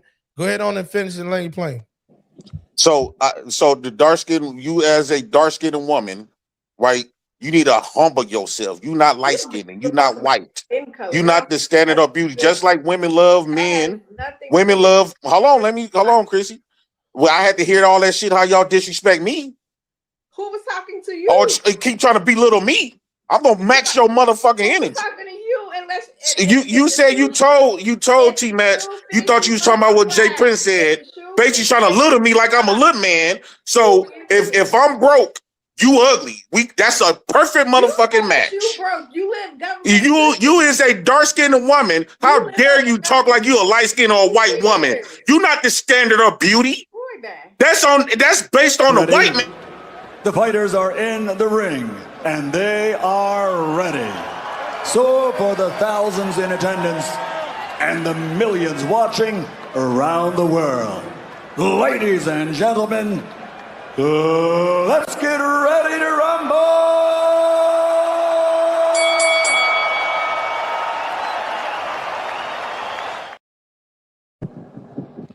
So, oh shit. That's why your internet messing up, because you're saying diabolical goofy shit. I think his phone about You can hear me? Yeah, No, we can hear you. we can't hear you. Oh, so I'm still on here. Yeah, you frozen though. That's because I'm going through another page. Hold on. Bring this one up, T-Mac. Yeah, I was on. Okay. What about now? We can hear you and see you.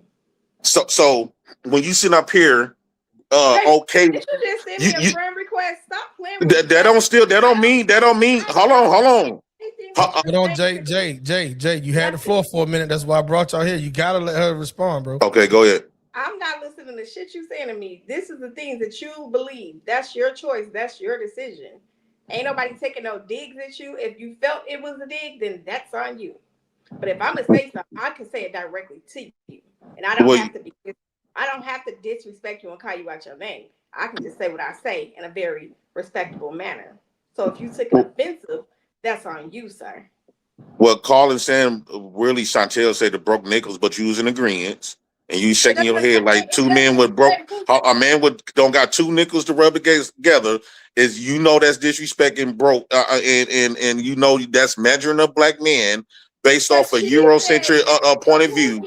So how long can I finish my point? So you as a dark-skinned woman, you should know you the ugliest of all women. And this is the reason why you got a catfish. This is the reason why you got a catfish and wear all this fake shit to feel beautiful like Chantel. Hold on. This is going left. Let me jump in here with you, champ. So let's do it like why this. they need to be saved though, T-Man? They don't got no problem getting at us, calling us broke and shit. They being saved. Listen, bro, they're not being saved. The difference between when they say their shit, because you right, they say shit and laugh at shit when people talking about you. And if I get talked about up here, they're gonna laugh and joke the same damn way, right?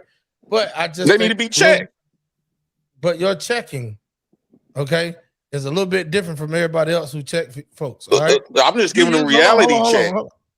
A reality check. So let me bring the panel back up. BMU done cut his camera. Dark-skinned women can't be sitting up here trying to little black men because he don't got no money. Trying to send me a fucking friend request. Talking about why didn't I accept it? Let's be honest. Okay, so what? I said you're not fooling me. What's wrong with sending a friend request? That still don't take away of what I'm saying. So if you trying to say a black man that don't got two nickels to rub together, if I don't got two nickels to rub together, trying to basically demean me, right? Dismean me. Well, the standard of beauty, the standard, just like y'all want. How long was the standard of like women want men with provision and protection?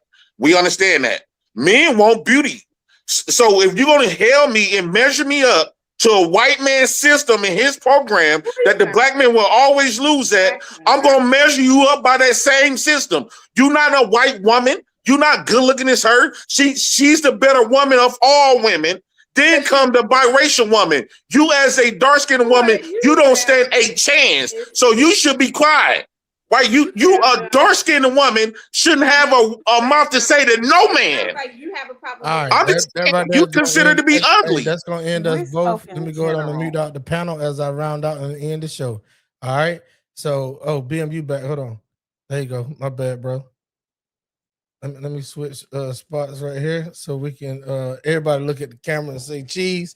This right here is for the picture that we're gonna take the Mar BMU to push out Tuesday night, man. Let me put you on big screen so you can go ahead on and let the 97 that's watching us left. Jay Prince ran off 40 of them by those things that he was hitting Chris. Nah, I'm joking. Jay Prince, I'm fucking with him. Jay Prince actually brought over probably about 40 or 50 of them that was watching us tonight. And a lot of people are here because of Jay Prince. Either they love him or they like him. Their hate even keep them coming back, watching week after week. So shout out to the Black House, man. I appreciate you, everything you've done for me, champ. Just be easy a little bit on how you shoot your AK. BMU, let them know about Tuesday night, baby.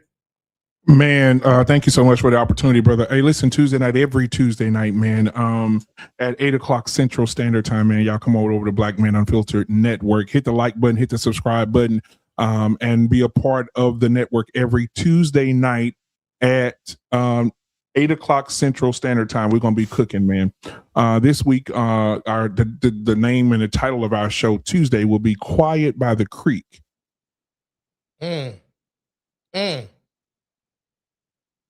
Because some of you niggas are quiet by the creek and you don't even know what the fuck you're doing. And so we really gotta discuss quiet by the creek, and we gotta try to understand why our children are being allowed to be quiet by the creek as well. So we'll discuss that on Tuesday night, man. I look forward to having you guys over. If you want to be a part of the show, the link will always be in the chat for you to join us. Just by always, make sure you got good lighting and good camera and your microphone sounds great. Other than that, we'll see you guys on Tuesday at 8 o'clock Central Standard Time. All right.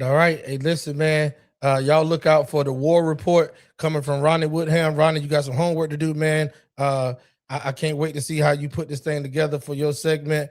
Shout out to Chrissy True Blue. Right after this, y'all make sure y'all follow her.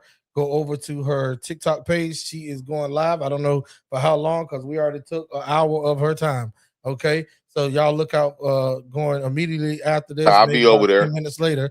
Jay Prince said he pulling up. And I can show my face now. They gave me my page back. Oh, TikTok, man, TikTok give you your page back? Yeah, you good to go. Let's go. I couldn't believe it. Y'all pull up on Chrissy, man. Y'all see that 6,751 followers. I think she got more, because when I took this screenshot, it was a week or so ago. But y'all, let's go ahead on the rush and push her to 10K immediately, because at all 4 seasons, her co-host is right here beside her or below her. Chantel, Miss Chantel, I got to get your TikTok screened, because these people need to see it. I apologize. I will have it next Sunday and every Sunday going forward. But these two ladies right here is going to start over there. They'll be at the top. I'll be at the bottom. Chrissy, I promise you I'm going to be eating, so I'm going to have my camera off for a second. Chantel, don't kick me off. My water to finish making my goddamn spaghetti. I know that's right. Hey, Chantel, don't kick me off when I get over there. I just made some fish and spaghetti. Ronnie, I don't know if you got another one rolled up or you going to bed, but you know, Soldier for Life over there. We look forward to seeing you. You got another one ready. We going over to TikTok, ladies and gentlemen, man. This has been another Content Creators Lounge hosted by me, T-Max, co-hosted by BMU, Black Man Unfiltered Network. Shout out to Jay Prince, for president, and the Black House, Chantel, Chrissy, Ronnie. We had Shiny P, we had Trey, we had My Alchemy, and who else? Am I forgetting anybody, y'all? That's about it, right? Anybody else? Lance. What's his name? Lance. Oh, Lance, man, hold on, bro, I'm tripping. I'm so ready to go and eat. I'm tripping. Shout out to Lance. Lance is going to cook and do us great over here. And Lance, I'm gonna tell you about me, because I know you probably watched the ending of the replay. I don't believe shit till I see it. So when you say you're gonna get us on TV, I'm definitely gonna hold your feet to the fire, my brother. I appreciate you for doing it, man, and thinking about us and bringing us to Fire TV, Roku. I see Apple down there and Android TV as well. So we look forward to it, man. Shout out to everybody that's been watching in the chat. Shout out to the super chats. And y'all, I'm going to eat me some gizzards. Y'all have a good night. Father God, I come before you today, head bowed and body bent. T-Max, I'll give it up, give it up, give it up, give it up, give it up. Thank you, brother. Lord, I want to thank you that last night my bed didn't become my cooling board.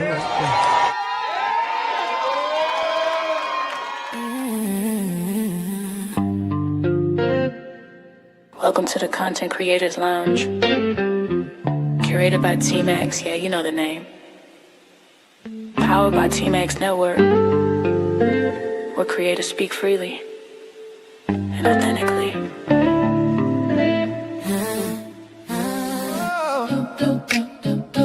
Oh yeah, oh yeah. Yeah. Welcome to the Content Creators Lounge. T-Max set the tone, let your guard come down. Yeah. This ain't surface talk, this real life sound, where truth and timing always come around. Yeah. Open mics, open hearts, no filter here. T-Max in the room, voices loud and clear. Yeah. From the culture to the community, lifestyle dreams to accountability. T-Max says, say it raw, say it proud.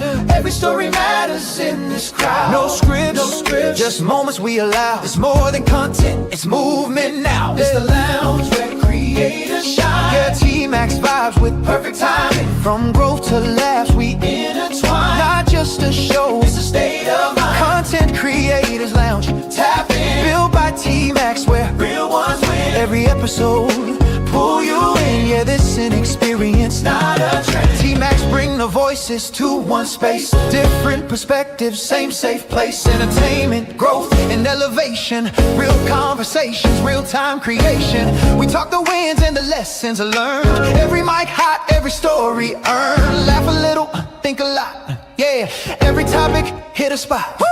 If it matter to you, it matter here. T-Max make it clear. Every voice sincere. Say it how you feel. Say it with your chest. This the lounge where creators give their best. This the lounge where creators shine. T-Max energy, front and center. From growth to laughs, we intertwine. Not just a show, it's a state of mind. Content Creators Lounge, tap in. T-Max Network, let the convo begin. Every episode, pull you in. Yeah, it's an experience, not a trend.